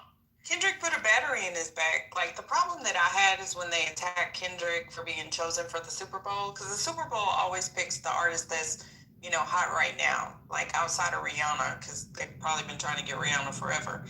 But I'm like, Wayne, bro, how many artists have performed in New Orleans and you never came at them like that? Right. Come on. I swear to God that was the first time the Super Bowl was in New Orleans and he wasn't chosen. And then he has not calmed Nicki Minaj's ass down. So for whatever reason, now you got her attacking Beyonce, which somebody need to check in on her. It's weird because she's not really signed to. I don't know how to explain it to you. She got Wayne. She's really on her own right now. That's why all that is happening. She's not with Cash Money. Yeah, that's what I'm trying to say. Everybody thinks she's still with Cash Money, and she's really not. Well, she been ranting. Did y'all see that rant she she had with Cardi B, like I literally watched that on Twitter, and I was like, oh, this girl done lost her fucking mind. She done lost her damn mind, and she was like, Wayne. But that's when she really started attacking Jay-Z outside of whatever happened with her and Tidal was because of the Super Bowl thing. And I was like, now, Nikki, you doing too much, child. Anyway, that's just my opinion. But here's the thing, though.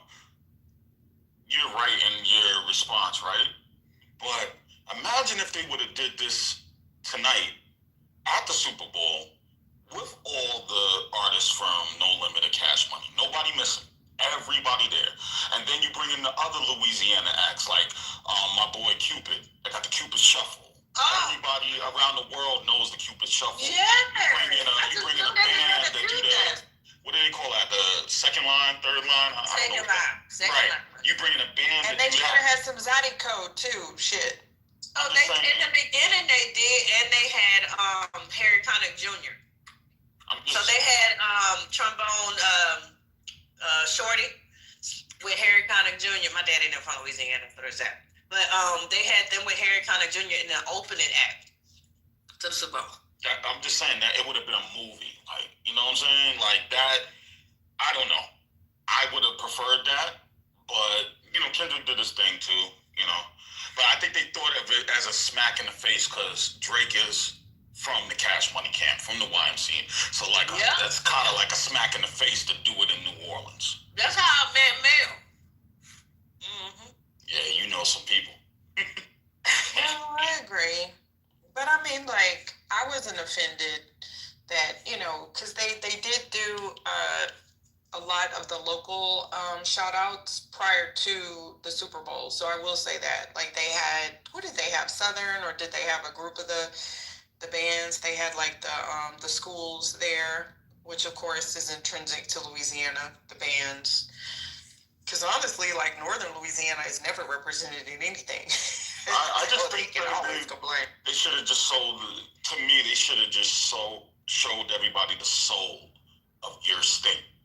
Like, I wouldn't even have Boozy there doing the Wipe Me Down. I would have Webby doing the Independent. Oh, but you know, like, that's still a lot of beef. Like, Boosie is that, but that's Northern. Yeah, no, but like, I'm just saying in general, y'all got a lot of good yeah. things going on from out there. Like, you know, as far as music-wise.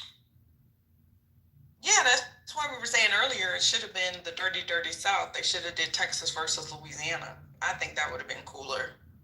Like Swisher House and oh yeah, that would have been dope. J Prince label versus No Limit and. But it's not that long. It's kind of short, right? Like that time period when they perform. It's very not short. That long. They cheap. Yeah, it could be like an all-day conference or something. I mean, in my opinion, because I still go see those old school performances. Hell, I think a couple of weeks ago, I bought my tickets before Nelly decided to go pro-Trump. But I went to see Nelly, Chingy, I can't remember who the other artist was. But Nelly did actually a really good show.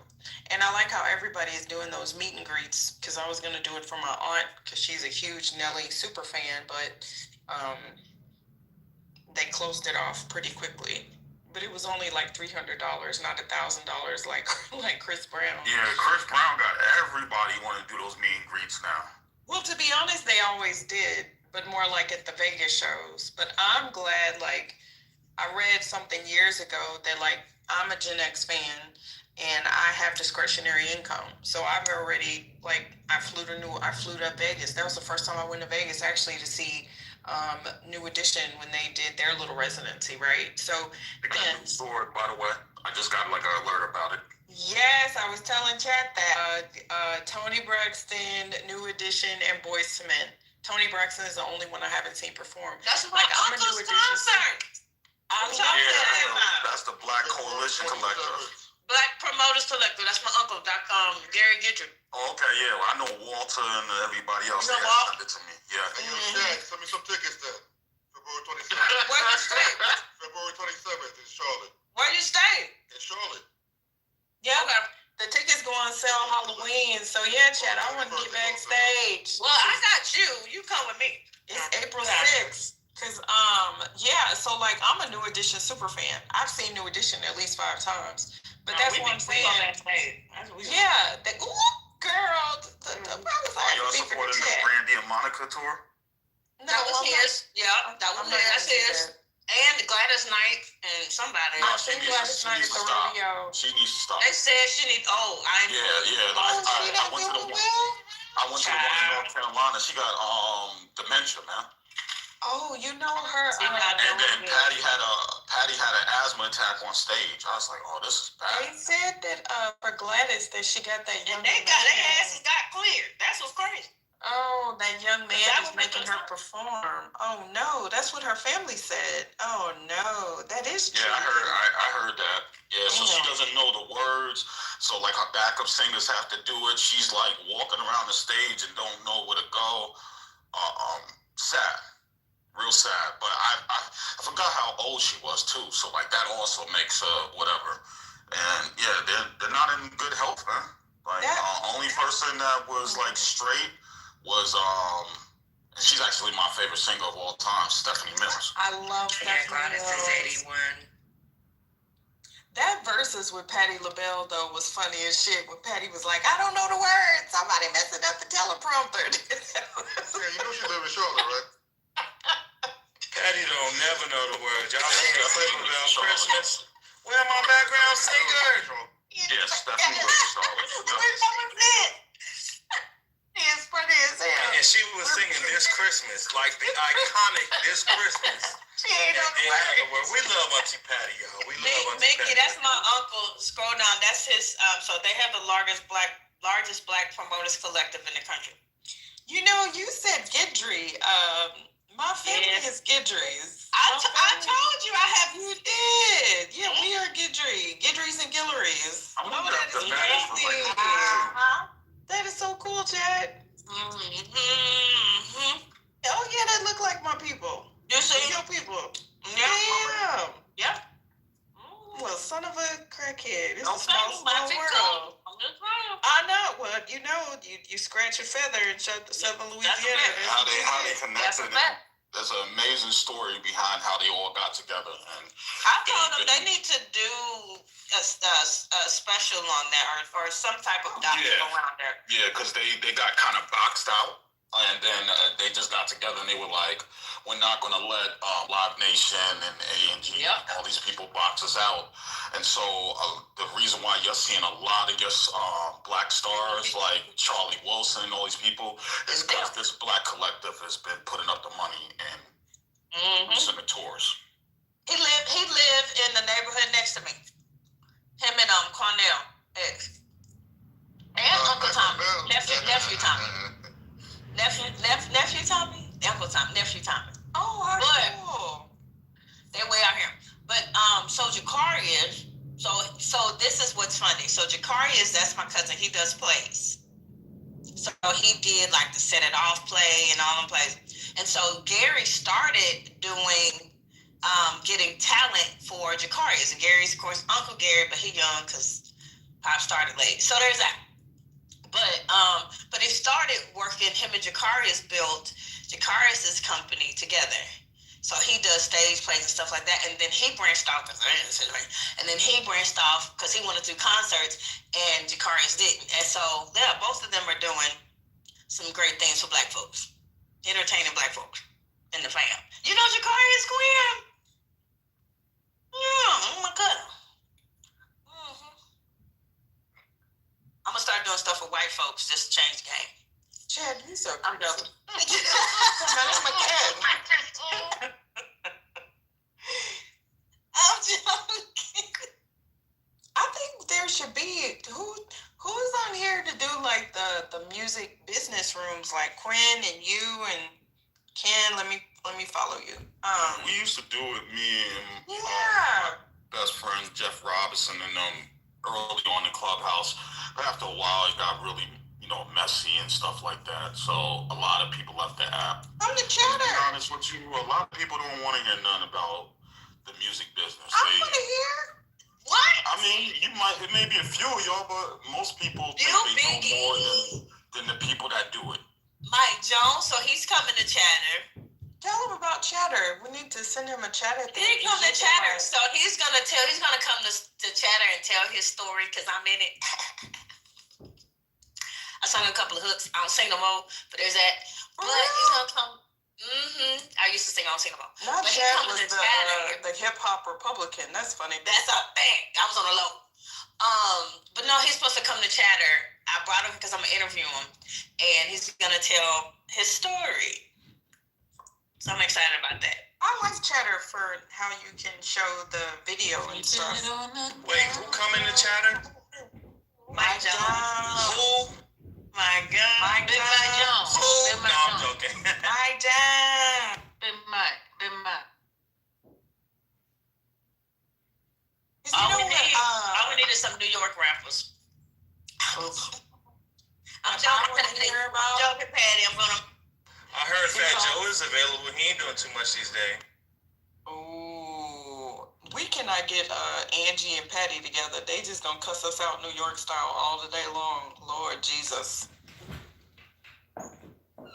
I want to hear about all of these guys selling their catalogs. That's what I want to know about. Like, that's what those rooms need to be about. Who know the insight into that?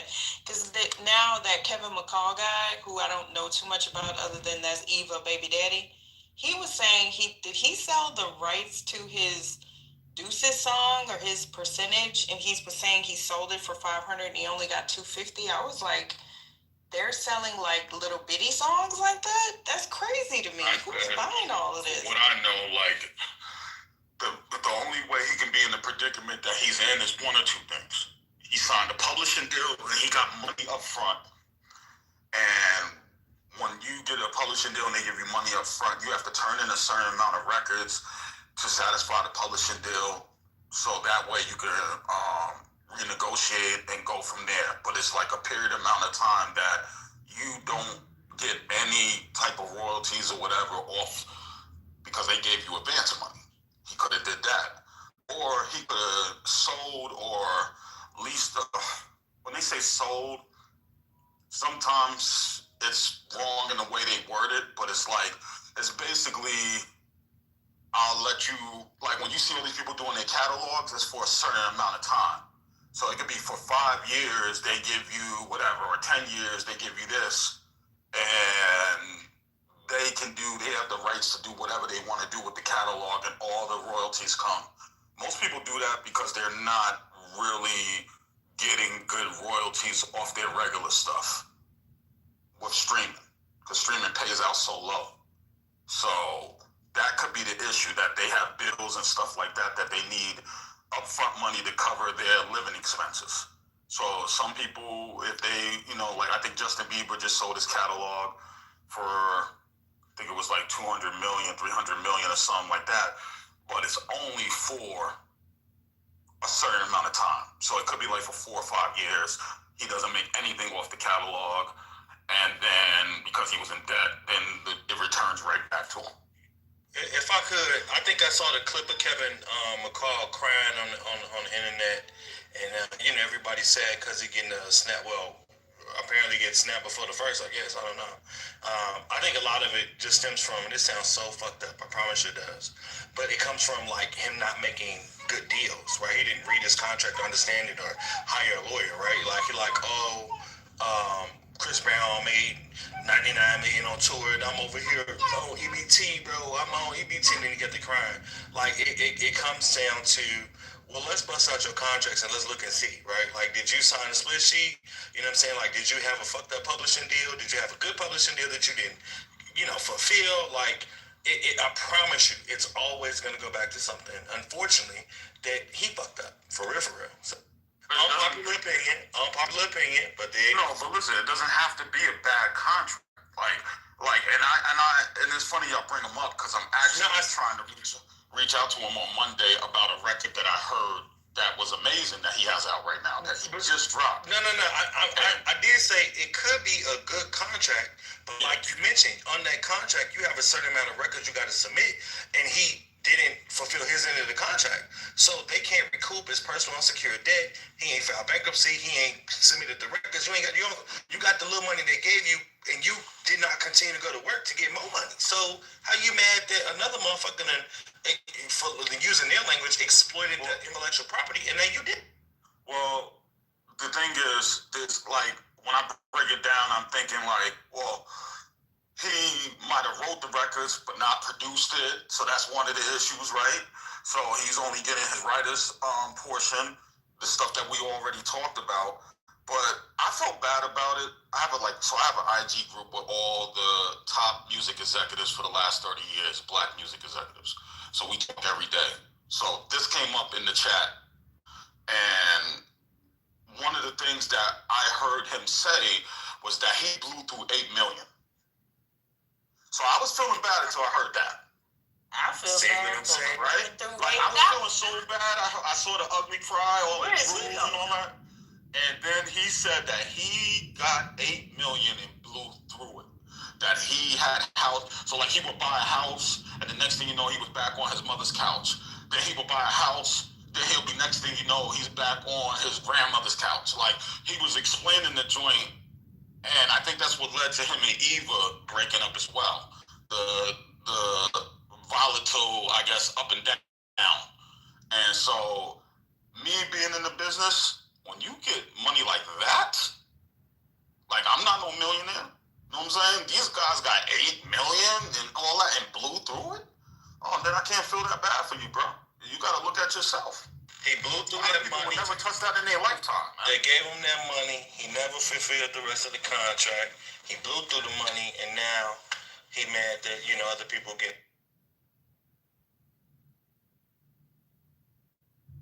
But it looks. I know he lives in California, so maybe EBT. I still can't even believe he got approved for EBT. I mean, why? He broke. He went in there and said, "I ain't got no money." Listen, you could be broke. Sometimes people's broke is not our broke, if that makes sense. Right. No, I don't know the man. I've heard a few things here and there around the way, but for all intents and purposes, like, this is a situation of no offense to the man and his legacy and all that, but he a regular nigga. He back broken on his mama's couch or some bro's couch, and he ain't got shit, so he applied for link card, nigga. Nasty work. I mean, you're broke if you get EBT unless you, I don't know, did something, put it in somebody else's name. Who knows? But if you're getting government assistance, you meet some kind of poverty guidelines. At least here, they ain't finna give you a food stamps card just because you walk in there and say you don't have any money. You have to prove a lot of that stuff because you have to show that your income is not sufficient. You know what I mean? Because I look for that all the time and have been doing it for years. And yeah, there's a lot of stuff you got to show. So did he show certain paperwork or things to the people? Those are things that only he would know. But yeah, only he would know what paperwork he showed them in honesty. Now, there are people who do things that aren't honest. Hopefully he showed them honest paperwork that he actually was needing that assistance.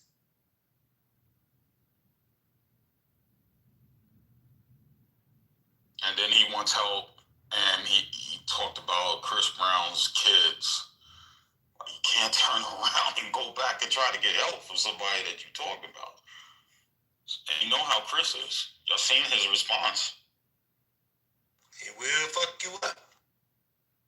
Somebody's kids? Oh, no, that's a line you don't cross. Yeah, threatening Chris and his kids and all this stuff, I guess, at one time, and then he went back to, double back, and they're like, and I guess Young Thug was going to put up some money, and they're like, don't do it.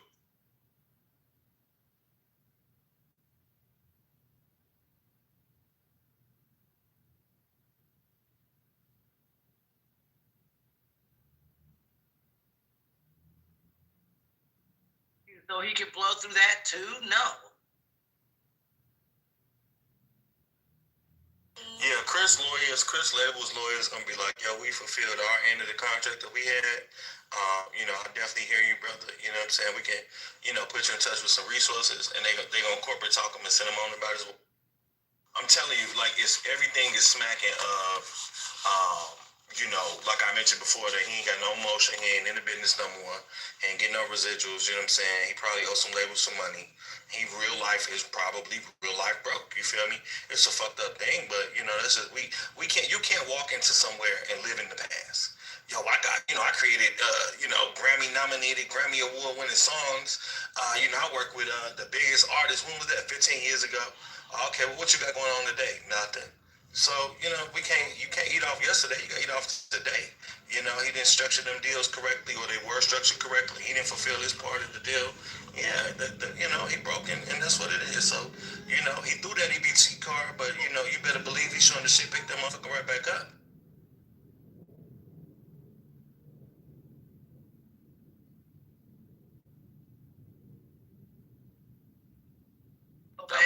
Who blow through millions of dollars. I don't feel bad for people like that, because that's mismanaging money, or you're around the wrong people, because there are people that have less money than that, and they're doing okay for themselves, and they're not out here on the streets and all that other kind of stuff, or destitute.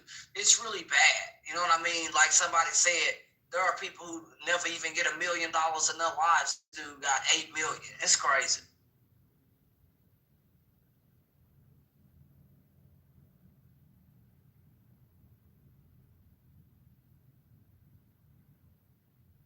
The interest that you would never have to touch the principal of money, just interest. Put it somewhere where interest grows and you good. Leave it alone. That's what I would have done. And to Mickey's question about why artists selling their catalogs, I have been thinking about this, right? I think a lot of it is probably centered around money in my hand today is better than money in my hand tomorrow. And it takes a certain amount of energy to stay on top of your business. And some people don't want to do it. So somebody come along, hey, we'll give you 10, 11 figures. It might be a good deal. Yeah, but I wish that they would learn from, like Michael Jackson's example. Not only did he hold on to like his stuff, he got other people's stuff, and his catalog was one of the most highly valued at like over $2 billion. So much so that his estate took years, the administrators of his estate, to argue with the IRS to lower the valuation so they didn't have to pay all those estate taxes. I mean, I'm on the outside looking in. I suppose if I had a valuable asset, I would probably want to hold on to it rather than to sell it, because like Isaac over at Fanbase, he talks a lot about how, he manages his father's estate, and part of it is that they have his father's songs, right? So it's literally like generational wealth. You're 1,000% correct. And they're getting, every year, songs are returning back to Isaac Hayes' estate. So, because I guess when he was alive, he didn't own his records. So, that is the most important part of the music business, is publishing. That's your lifeline. But, once again, if you're streaming, and streaming's only paying you whatever percentage, and you're living above your means, then you need a bailout. And that's basically what's happening. They're calculating that, you know what, I'm not going to make what I thought I was going to make over the next 5 years or the next couple of years off of streaming based on what I made for the past couple of years. But these are popular records. And so these companies come in and are like, okay, well, let's get their catalog, because they don't know how to get it in movies, TVs, endorsements. So let's run a checkup and let's make all the money off of this, and we'll give them these millions and they'll be happy, but we're going to end up making 2 or 3 times that. Taking energy to exploit those income producing assets. Some people don't want to do all of it.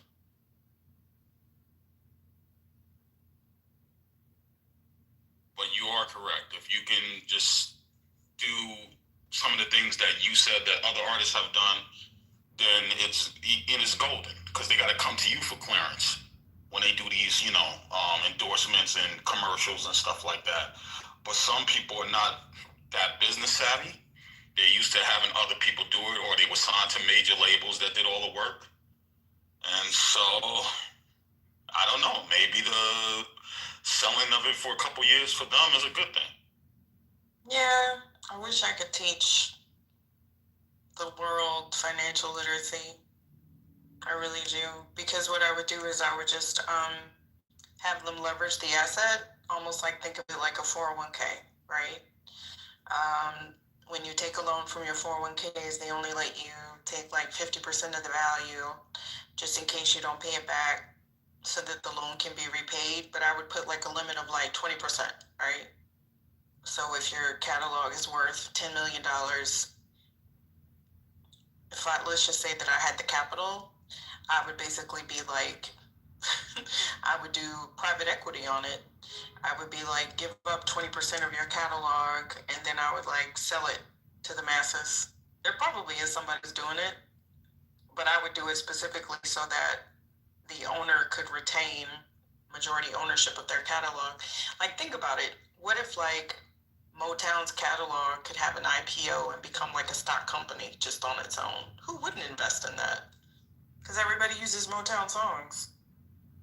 But then, you know, like the owners would still retain, you know, like the majority ownership, and they could pass down the shares.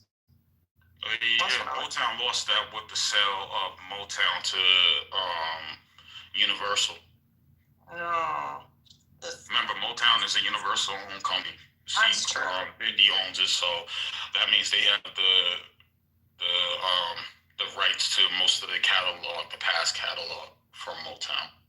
But you said something, and you know, I'm not sure if you're familiar with them, but I grew up with a couple guys we're all from Westchester, New York, and they're called Earn Your Leisure. So those are my like childhood friends. Oh, really? I think I just Troy, went to Rashad, and InvestFest Mikey. the first time. So I went to InvestFest last year, but me and Mikey like grew up across the street from each other, and then me and Troy used to be in class together and stuff like that. I think you should try to follow them more with your mindset, because especially as a woman, like they do good with pushing women to the front. Rashad's father used to own Rashad owns it now, but the Bilal group was, when we were growing up, that's what they were doing and trying to teach us about life insurance and all that stuff, and we didn't listen. There's just point blank, like I still haven't listened to some point, but just what you were saying, like they're trying to lead the charge and teaching everybody, especially in the urban communities, financial literacy. And so now it's a big EYL, I guess that's the abbreviation, is a big brand right now that people go to and seek financial information from. I feel like you align right with that stuff. I've listened to them. Oh, thank you. I've listened to them. They're off so often, especially in tech, Mickey. The guy said, in Silicon Valley, I went there and there were no black people working in these companies. And I'm like, what is he talking about? And then I just listened to some of the stuff that they're saying. I'm like, okay, yeah, those are for people who are not financially literate or know what's really going on. I mean, it's cool, but I was like, some of the stuff they're saying is just not accurate. And they're telling lots of people that, and people are going back and repeating it. And I'm like, no, that's not right at all, what you're saying. Yeah, I've never heard them say that, but I mean, you heard that, but I can tell you that I haven't dived into it for it to work for me, but I know a lot of people that benefited from them and their lives have changed.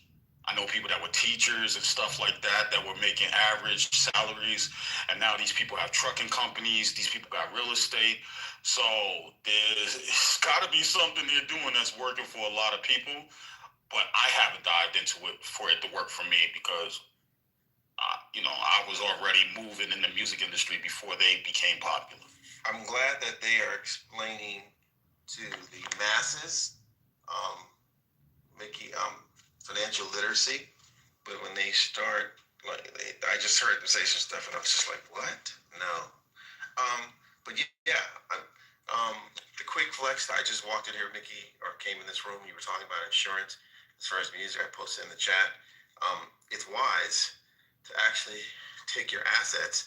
I tell any human being that's doing music, shows, anything with assets, do not do any type of publishing deal whatsoever with anyone at all. I had last month, I think I mentioned to you, a group of small hats trying to grab a bunch of our IP, and I was like, nah, it's gonna to take a look at it. It's gonna cost you X amount just to look at it, sneak and peek, and then there's a penalty for if something goes wrong.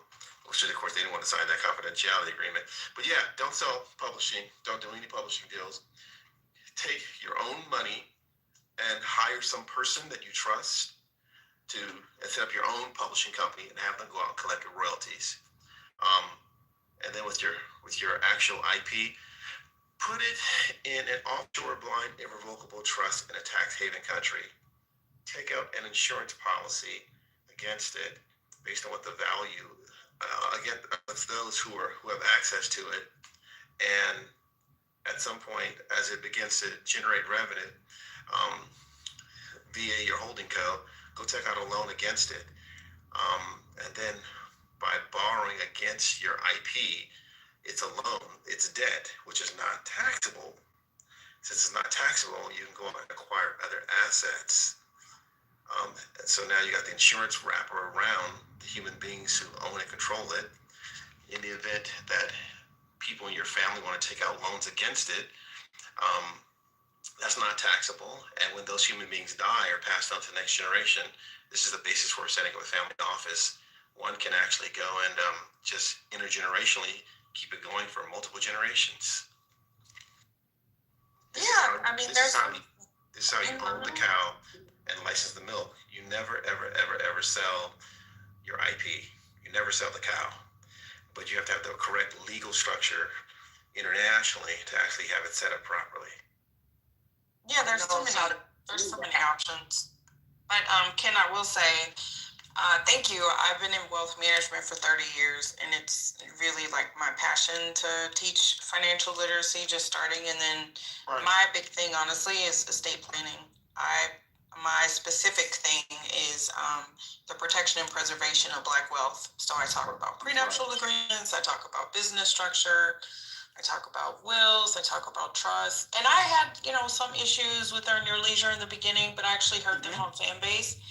And I understand that one of them has a financial advisor background and their father still has a firm.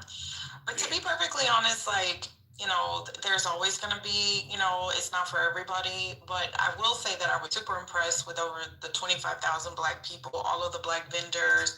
When I saw that BlackRock was there, I was like, whoa, because BlackRock doesn't just F with anybody. Neither does Fidelity. Fidelity doesn't give a shit because they don't have to. Right. Those are like number one in their arena. So I was really impressed. It's hard. I saw their. Now they got a deal with Chase.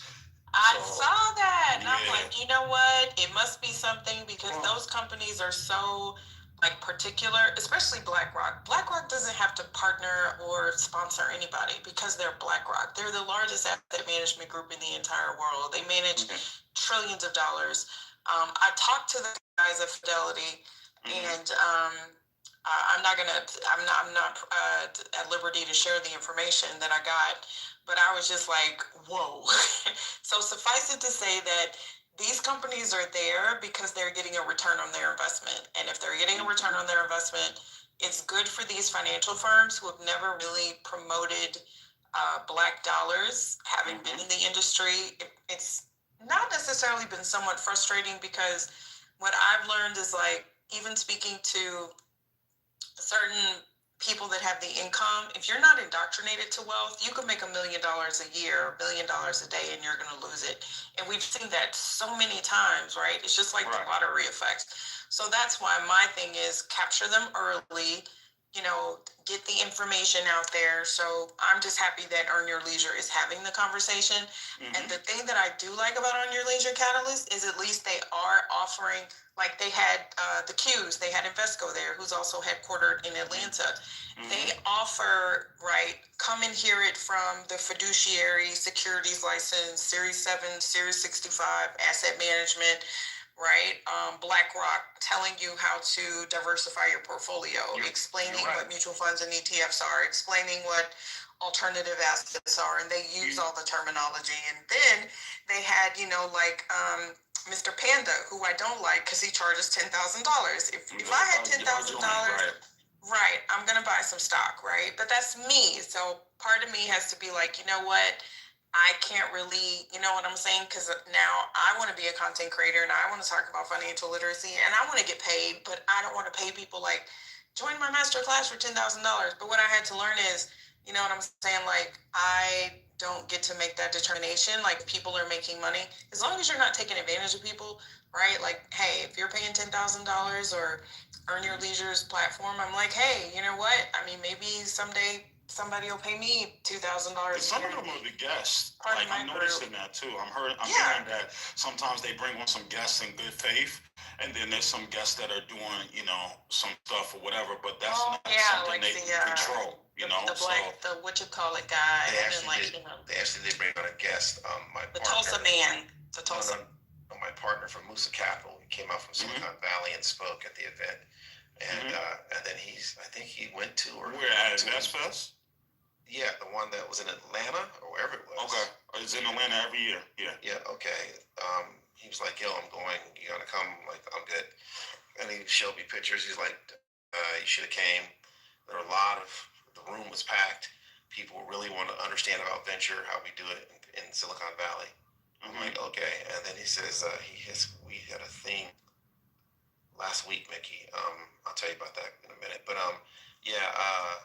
He says, is there like another black something going on?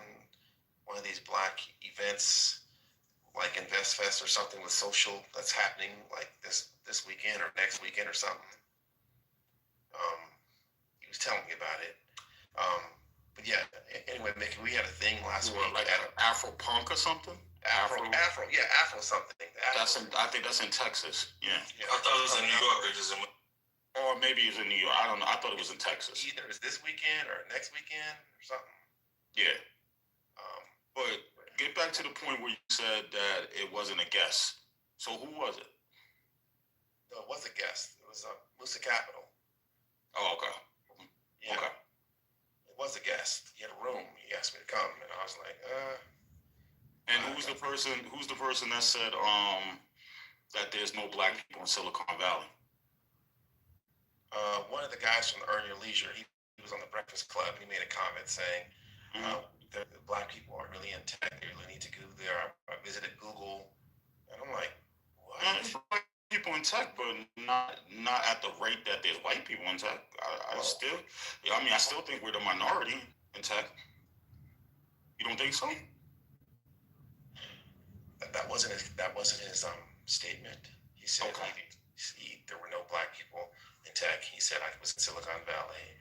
I visited Google, maybe a few other places. And he said he didn't see any. And I was like, we were really not there. And I was like, that's just absolutely not true. But and I was talking to Kimberly Bryant recently, and she made some questions. She had some things to say. Kimberly Bryant started Black Girls Code. So there's a lot of engineers and black people that are in it. Not the majority, not by any means at all. Not by any means.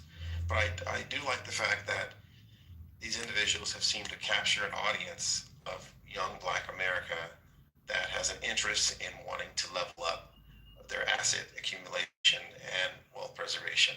I do like that, as opposed to just job creation or job hunting. I like that a lot, actually. I'm glad those young men have captured that audience. I'm very, very happy. If I could offer just two things, a little controversial, but hear me out. Candace, I think you gave some good information, especially in the chat, but I would temper that like Miki. I'm in the financial field as well, right? My specialty, I'm a tax accountant. I think if people have assets, especially income-producing assets, they probably should hire a lawyer and a tax accountant, right?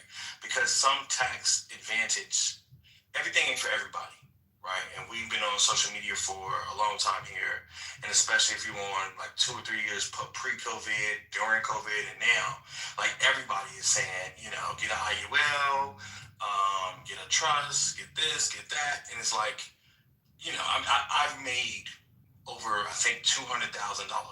My firm has made over $200,000 fixing S corps because everybody was told to get an S corp, but they were never told how to properly set up an S corp.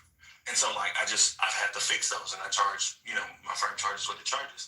And so I said it to say, I use that as an example, that information from a high level perspective is okay, but I think the best route is to tell somebody you need to hire an attorney and or a tax accountant, like an enrolled agent such as I am, because the laws change and different things have different rules or regulations, and some stuff is better for someone else, but not for you. You know what I mean? So that's just my thought, because I'm in all of these different structures, and I'm just thinking about like how much would an accountant charge to do all of this, or a lawyer charge to do all that, and for somebody that may be cost prohibitive, right? It might be cost prohibitive to maintain those structures as well, and we don't want that eating to their fee, eating to their principal a whole lot, So I just usually say, you need to talk to a licensed attorney and a licensed tax accountant / enrolled agent, and to Ken's point, I like Earn Your Leisure. I've been turned on to Own Your Leisure for a while. I just, my feedback line to them, but it seems like you do. I would ask brothers, would they come on your show?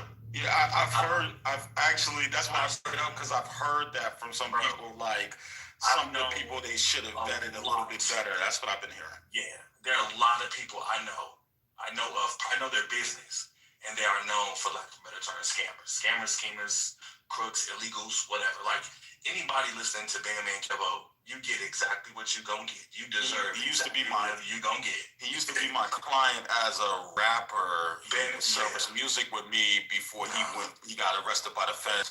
So that's when I seen him up on there. I was like, oh my God, what's happening right now? Like, and I'm from the crib. I remember when he got released, and he started coming up with all this different stuff. Oh, you from the crib? Okay. Yeah, I'm from Chicago. Yeah, I co-manage L Streets. So if you heard that record with her and Shauna on the radio, that's my record. Yeah, I know Shauna. Yeah, Shauna's old school, baby. That Shauna, Rod Digger, yeah, all this they go back.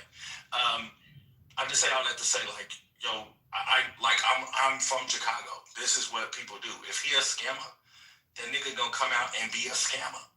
And so how are you confused when he telling you $750 for a credit sweep, and the credit sweep involves a false FTC report? There's a young lady out of Houston, I won't say her name at the moment, but there was a young lady out of Houston, she's accused of stealing $3.1 million. They assign the value. $3.1 million using, fake police reports and fake FTC identity and theft reports to help, quote unquote, fix people's credit. And, she segued from credit now into taxes, and all the different things. I just, if I had an opportunity to have a real conversation with the brothers, I would be like, yo, y'all really should vet the people y'all have on here. Like, if 2 to 3 out of 10 of all your interviews is guys or chicks that turn out to be scammers, it makes you want to question the other stuff that you're doing, which is valid and sorely needed in our community. That's just my thought.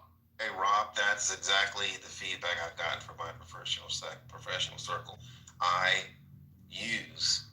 have lots of lawyers around me, lawyers and tax accountants and tax attorneys to actually set things up. So I don't do these things myself. But when I am here, I can fix your X for, and I'm like, and then a few people, my professional colleagues call me up and ask me about it. And then one of my business partners, who's a VC in the Valley, he said, I'm going out to the EYL. And I was like, you should come out and let them hear what you're talking about.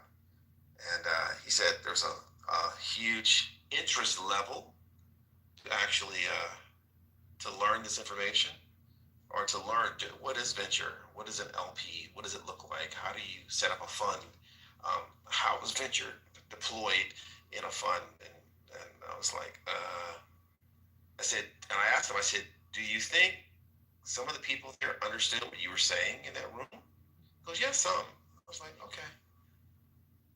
But you're right. Yeah, that's exactly how it always is. It's a very big room, by the way. Like, it's extreme.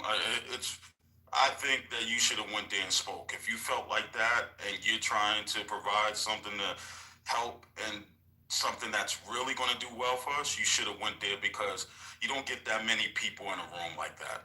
Yeah, well, like they have people in a room like like it's like a freaking concert. Like it's that many people in one room sitting there glued to the screen or to the stage listening to people like you trying to give out good advice. Yeah, he showed me the pictures. He's like, it was really, really good. He said he had an hour of people afterwards asking him questions, wanting to follow up. His LinkedIn feed is massive. I mean, from that, and I'm like, okay. But like, so Ken, if I have if I'm trying to figure out a complex tax situation for myself or one of my companies, I have a person like Rob, how he's on the stage, to explain what does this mean? How can we do this in Wyoming, in Delaware as a C corp? Yeah. With this many shares, 10 million shares, doing this type of situation. How can we move this here? How can we do a Bermuda type situation with a Netherlands situation over here, and something being held in Jersey over here, and to do this over, I ask, and I have people. For the record, you mean the island of Jersey, not New Jersey, folks. Yeah, the island of Jersey. Yeah, I'm sorry. Of course. Isle of Man. I'm sorry, the Isle of Man. Yeah, the Isle of Man, the Isle of Jersey. That's what. Okay, so yeah, I would have people who set that up for me or who help me, have an understanding. So what I say to Ken, is if individuals do not have a basic financial literacy,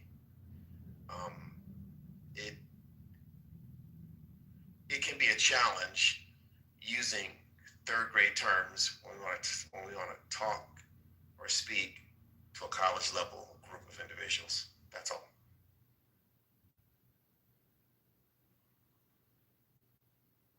And Ken, I think I want to be on this stage, but bro, I got to get a bigger social media following, and because people, the tax advice I give is real world, and down to earth. But when you listen to Carter Cofield or Carlton Dennis, they're trying to make it seem like, you know what I'm saying, you're not gonna never pay taxes no more. And I know there's like triple negatives in there, but you get what I'm saying. And that's just not reality, right? And so I don't preach that, I get a lot of clients that need, I hate the term, but tax resolution. You know what I'm saying? Like they're listening to the radio ads and the Instagram ads and all of that, and then they spend $8,000 with this company and realize, and they always end up saying, right? They always end up saying like, yo, I could have just paid the IRS that money or the state that money. And did it and figured it out myself, or I could have hired someone like you. That's the second one. I wish I'd have ran into you, your company before. And it's like, yeah, the people, they're loud and wrong, and I'm not as loud, but right. And it's like, it's really hard because they're gonna invite Carter on there or Carlton on there and they have to pay. They'll pay them. And me, they're like, oh no, it's 25 grand. I'm like, yeah, no, I'm not. It's not there for me because I don't necessarily totally see a return on my investment, right? Like, it's one thing to be in a room of people, and that's great. Like Mickey can say, I've been in a room with multiple kinds of people with lots of commas, and unless those commas are translated to my bank account, it's not a viable investment. And so I got to figure out how to get to the point where I'm like them and they want to pay me, and it turns into my LinkedIn and my Instagram DMs and inbox and email is all going crazy. So yeah, it'll work. So Ken, about a year or maybe 2 years ago at the EYL, they had a guy who I do respect his acumen. The brother went to Cornell, was the billionaire with Vista Equity Partners. But what many people don't know is his model. He deals with SaaS. They invest exclusively in SaaS companies, software as a service companies, and they absolutely must have at least 51% of the company on the cap table, which means the founders are working for his fund. And he uses the model of, because they got majority of the share. Yeah, well, I have a chemical engineering and I understand process and we need to own it, control it. No.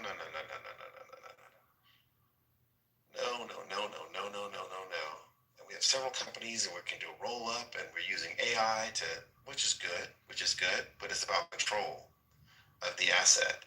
And his whole fund, he says, we have a PE and a VC firm, but it's basically a PE funneling money to the VC, but their model is very PE. Own and control the cap table, put multiple seats on the board, and push for a liquidity event as soon as possible, as opposed to the later stage, having an IPO in 5 to 7 years. That's a problem that I have with people like him. If I could respond to that, I don't even.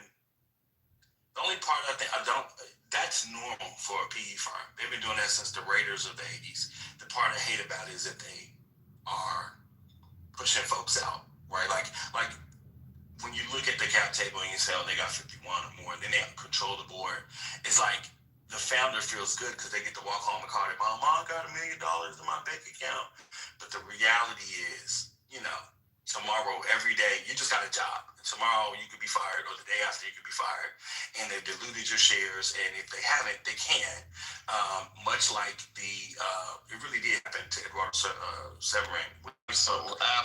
But it can, the movie showed a good dramatization version of it, and it took him going to court to get some version of his equity back. But it could have went the other way. It could have been a fucking Winklevoss. You know what I mean? So. Happens all the time, but it's just it happens all the time, unfortunately. So for someone to say, well, we have a PE, but we have a VC part, it's like, no, we know what you're doing. And I wish Ken, the guys at Earn Your Leisure, had to push back and probe more into why are you doing this to people by not allowing them to control their own companies, and you as a minority investor, why do you get to control their companies and have multiple seats on their cap table? So this person said that to Earn Your Leisure? Like he said that to Troy and Rashad? Yes, he did on the stage. Okay. What's the billionaire? Oh, you talking about the black billionaire guy that passed away? No, the one from Vista Equity Partners. Robert, they had like the richest black guy. I forgot his name, and then he died. Robert Smith. Robert Smith. Yeah. Robert Smith is the guy who paid off a lot of the debt for Morehouse, and then the government came after him.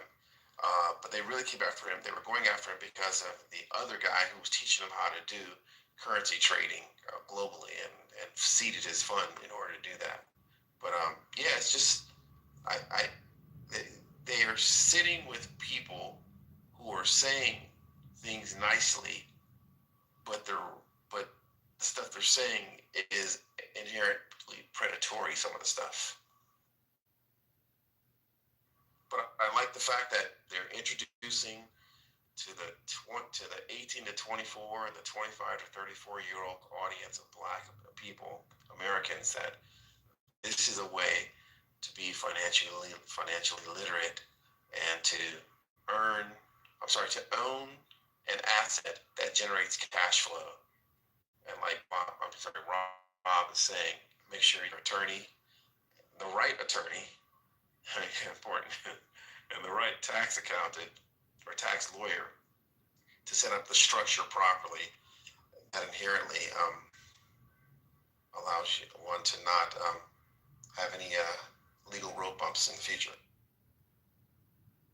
Yeah, I mean, for me, it's kind of like how I feel about gumbo. I'm from Southern Louisiana. When I first moved to Houston, I was highly critical of gumbo. What people passed off from gumbo just pissed me off. Like, I would taste it. It was not what I had at home because it was authentic. And I was like, you know what? And it would piss off my whole day. And now, 30 years later, I'm like, you know what? There's good Texas gumbo. I've literally created another category. Is it the same as I get back home or my mom cooks? No, because it's not Louisiana gumbo, but it's still gumbo, right? It's still pretty good. So that's how I am about financial information. I mean, I have a securities license. I've worked with ultra high net worth clients my entire career. Everything has been very, very by the book, very stringent, very strict, very explicit, no coloring outside the lines. Plus, it's been old boys, right? So the good old boy network invests a very particular, specific way, right? There's no Bitcoin. There's private equity. There's no VC. There's IPOs, right? But it's just a very particular, old-fashioned way.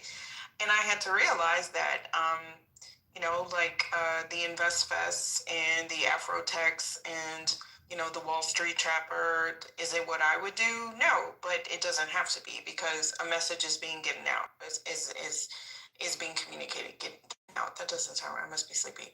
The message is being promoted. Black people are talking about finance. So as long as it's not overtly icky, like the Tulsa guy, I could tell the Tulsa guy just by listening, because I'm a compliance girl. I want to see the documents, right? I want to see the information. I want to see the prospectus, right? I want to read your subscription documents. I was like, this don't sound right. Are there going to be the bad guys? Yeah. But, Madoff was the head of the NASDAQ, and he was a bad guy. He was a really bad guy. He was horrible. So, yeah, so I just kind of, I'm like the Red Panda guy. I don't like the Red Panda guy. But I saw that they do like a little talk, and he's using the terms. He talks about equity. He talks about, like buy-ins. He talks about, what's going on in the market. And I'm like, you know what? It doesn't have to be for me though, does it? As long as, and I keep my personal opinions to myself. Like on my platform, I said I was not going to be one of those people that criticize other melanated people for spreading a message. But I routinely don't really recommend certain people unless I've vetted them myself. And I used to do that professionally, so I don't see any difference, doing that on social media, because I'm still a fiduciary, right? Did y'all see that China just came out and said the people that talk about certain topics, they either need to have the experience to prove it or have a college education? Yep, somebody text me it. Yeah. So I just shared on my story. They're not going to allow you to say it on the platforms that they own. Yep, or you could be fined. So I just shared on my stories because, I was like, guess who could still talk about finance in China? Me. But, that's just, that's as far as I'll go.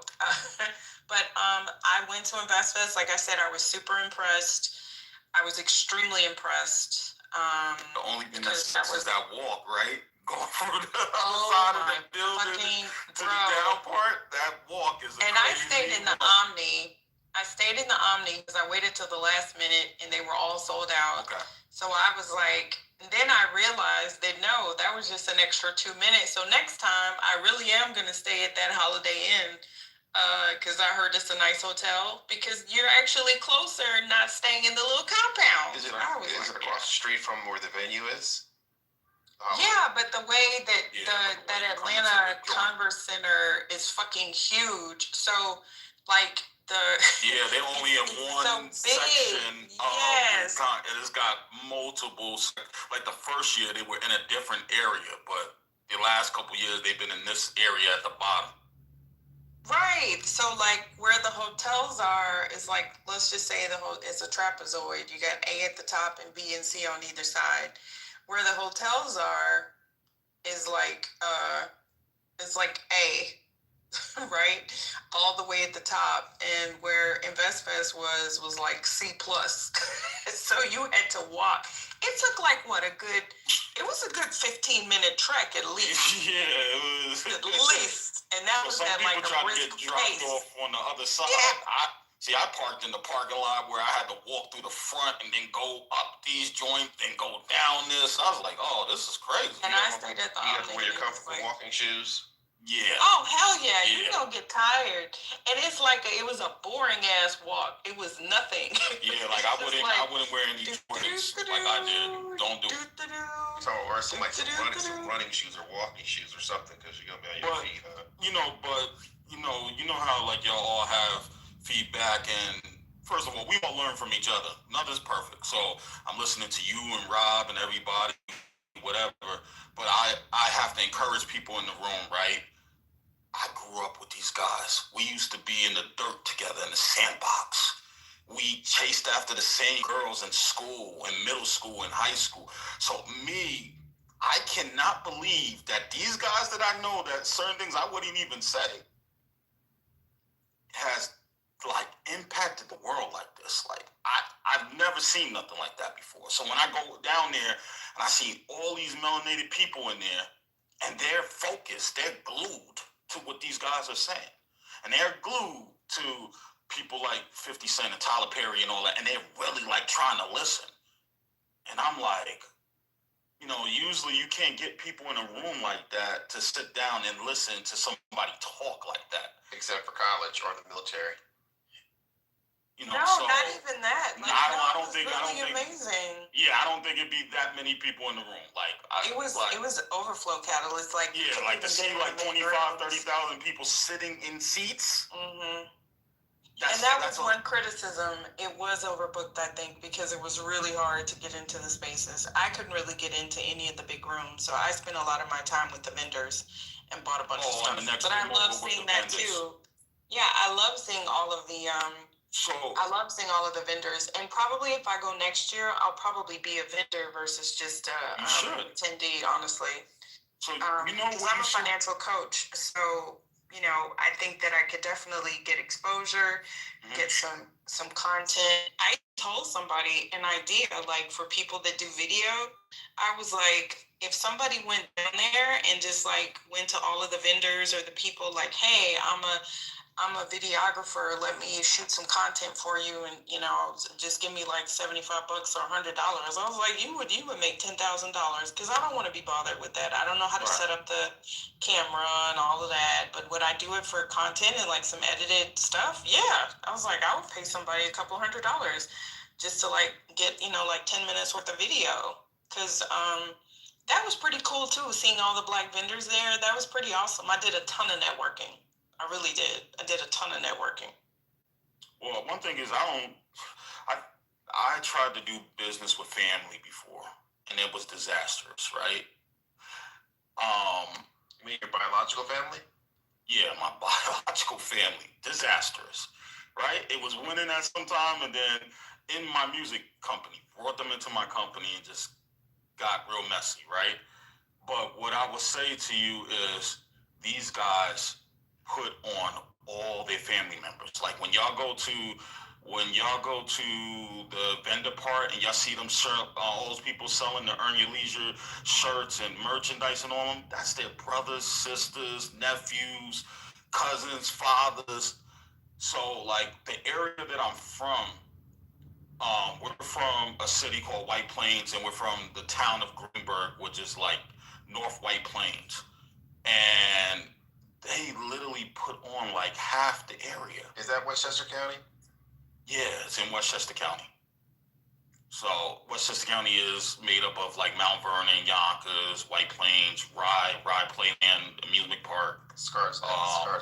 So Scarsdale. That's where I've heard. Scarsdale belongs to our town of Greenburgh, but it's like a little bit outside. So like, for instance, you said Scarsdale. Yeah, you know the train station? I know some people who are from there in Manhattan. They keep telling me about how their space is and how it's nice, but I say it sounds super Jewish.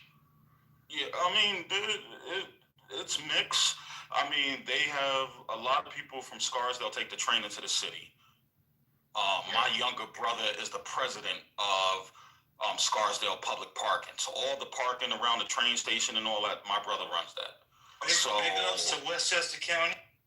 Yeah, no, it's been good to me. So like, I'm just saying, to see some people that I grew up with have that many people. Like I've never seen nobody be able to put that many people in a room to talk about financial literacy. People don't want to.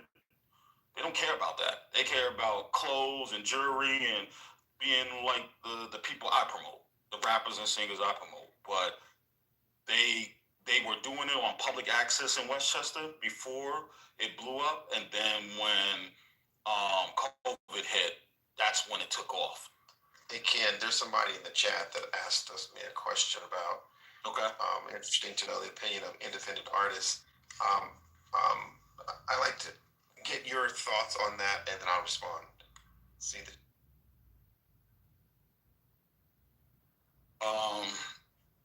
My opinion on independent artists. Independent artists is the backbone of the music industry.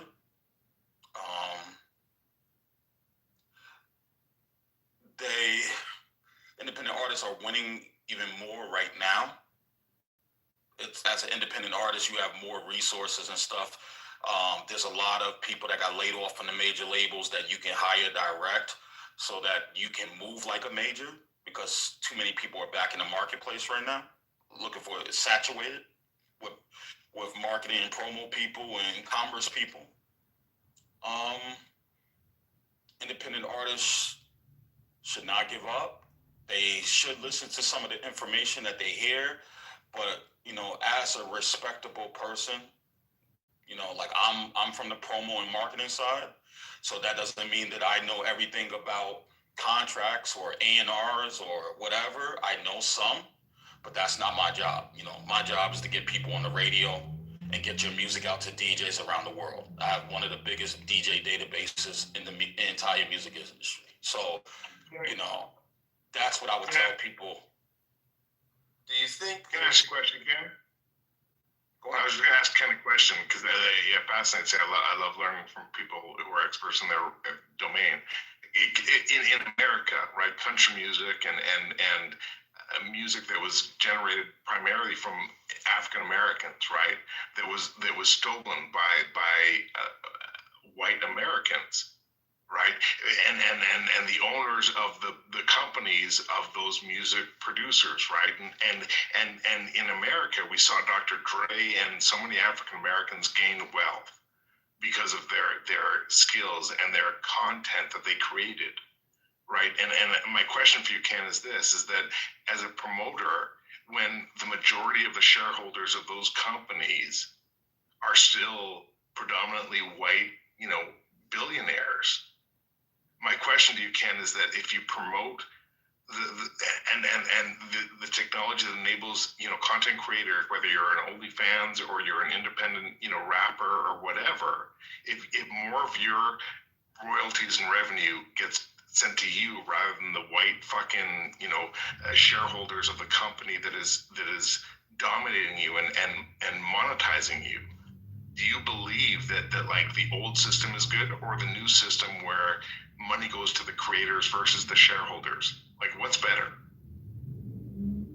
Well, I'll answer your question, but to be honest with you, in my line of work, that don't got nothing to do with me. So let's just start off on that point. Like, my opinions and all that, I get paid for my opinions to tell you if you might have a hit record and what we could do. But what you're getting deep into, like, that don't really got nothing to do with me. It just, if it doesn't matter if your company's white, black, purple, whatever. If you hire me to work a record, that's just my job.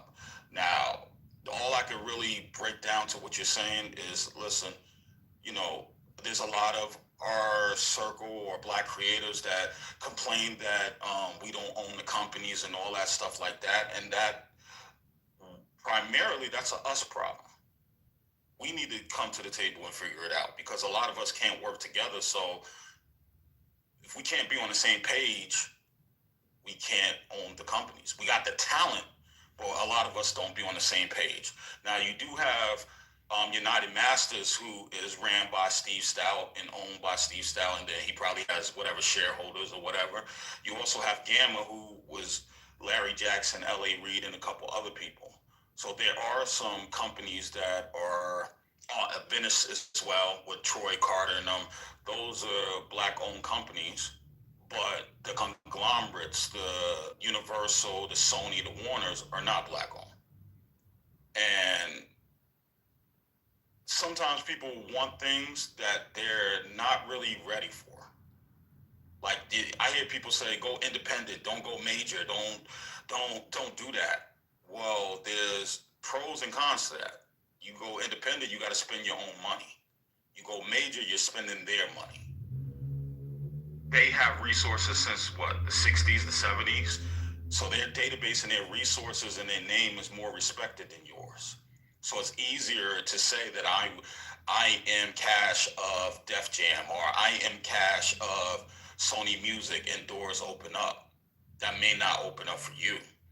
So there are pros and cons. Yeah, if you go independent, you have less people in your money and less things to be broken as far as like splitting up money and funds. but once again, you may be missing resources that you need to get off the ground. Yeah, I find I'm in the media business and tech business, and more TV than music. But ownership and control of the asset is paramount. But having a system in place to market, promote, distribute, publish said IP is which we call the machine is how things get really pushed to the forefront. Ken, my question for you is: do you think there's an opportunity for another DSP, which is basically a global radio station, in the marketplace? Because I've been talking to some of my partners about putting something like that out. I think it is, and there has been some that have came up, but gotta remember, like, I'm not talking about boom play. I'm talking about like boom play that the Chinese did in Africa. I mean, there's new ones that came up. There's one that's out of like one of the Arabic world that's like rising up. I just tell you like this: you're going into it right at a point where you're behind the 8 ball. Spotify's global, right? Spotify's global. Apple Music is dominating in the U.S. Like, as far as their users, they're going up and up and up, and primarily because of things like this Versus tonight, Super Bowl. The way that their platform is set up as far as the user interface, I like it better. I never used Spotify a day in my life. I went from Tidal first, and then I went into Apple Music, and I've been with Apple Music forever now. But can you do it? Yes. In order to really win is the payout. That's what you got to figure out, is the payout. Exactly. Like, I do coding, and so I was going to try to build one, but I also did a lot of research. So I was like, oh, how do I get the royalties to $1? And, the information that I found was it's not really sustainable, because if you get the royalties up more than everybody, or you get it to $1, or you get it to 99 cents, or whatever it is the goal to make you stand out, people keep forgetting that you're going to have to raise the subscription. Yeah. Now I'm triggered as fuck. Let me ask you something really quickly. Hold on, let me ask you something really quickly. Is country music a black thing or a white thing? Country music started with black people, but it's a white thing, and we have some success with black acts. The kid Sabuzi or whatever, he dominated for like. Brother, and I'm sorry, I'm so triggered right now, but this is the whole fucking conversation. Country music was black. The entire origin of country music is an African origin fucking thing. And the only reason most Americans think that country, I'm so fucking triggered right now, Ken. Because the only reason why hold on, if you're triggered I'll mute up. Yeah, I'll mute up. No, don't mute up. I just want to say this. If you're triggered by that, right, then you would be triggered by blues. You would be triggered by pop, jazz. Because even though we have the artists in all these formats, right? They have particularly been a white, like, bass genre for quite some time after being stolen from us. And so, but listen, don't be triggered. You know why? Because when you have artists like Sabuzi, I hope I'm saying his name right. I never could say his name right. When you have artists like that dominate and be one of the only black artists and dominate that space for 20-something, 30-something weeks on the top of the charts and breaking records, that means change has come. When you have a Beyonce who they don't want in the space, and she comes and she does Cowboy Carter and dominates and disassembles the space, or one of my clients, Sexy Red, who, people are critical about, goes and she gets on a stage with a white country artist, and the whole people know her rap songs word for word. By the way, I just hit you back channel with my You know what I mean? information. That's power. And Brother Ken, Brother Ken, we're talking, we're violently agreeing with each other. And the reason why I take offense is that back in the day, the reason why the leading, most popular, most successful fucking country music, which was black music, wasn't allowed on American fucking radio waves was because of the FCC. They said, hey, if this is a black person that is singing, that is offensive content.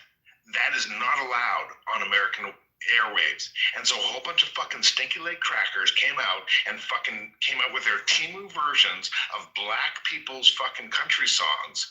And all of a sudden, Elvis and Johnny Cash and all these fucking.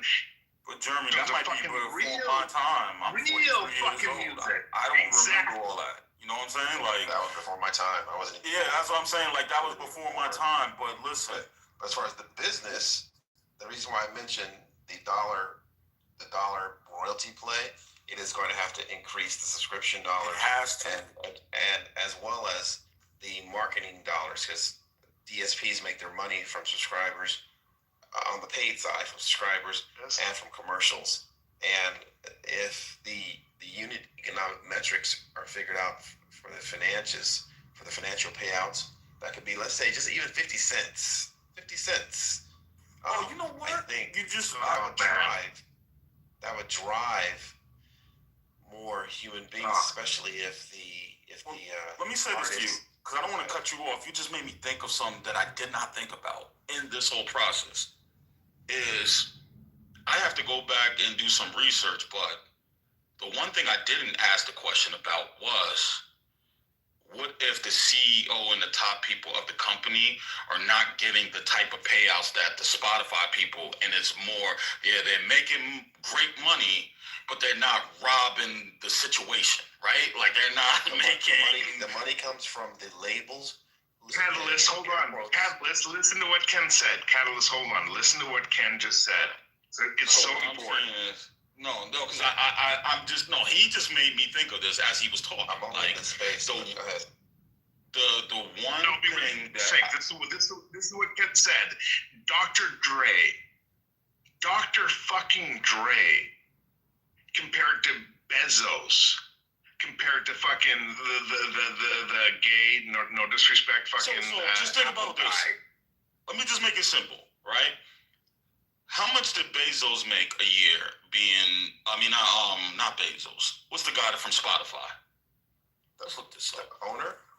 What's the owner's name? Derek Eck. Derek Eck. EK. Okay. He made a lot of money to where he was selling off a lot of his shares recently, right? To do whatever he's doing with some company with military tactics or whatever that everybody's upset at him about. But Rob, can you pull or whatever what he made in a year?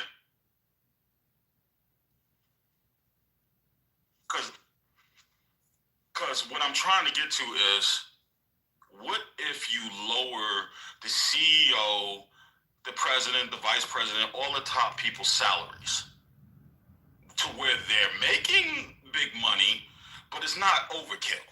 What it is, Rob, Ken, is Spotify is a Cyprus-based corporation that has a two-tier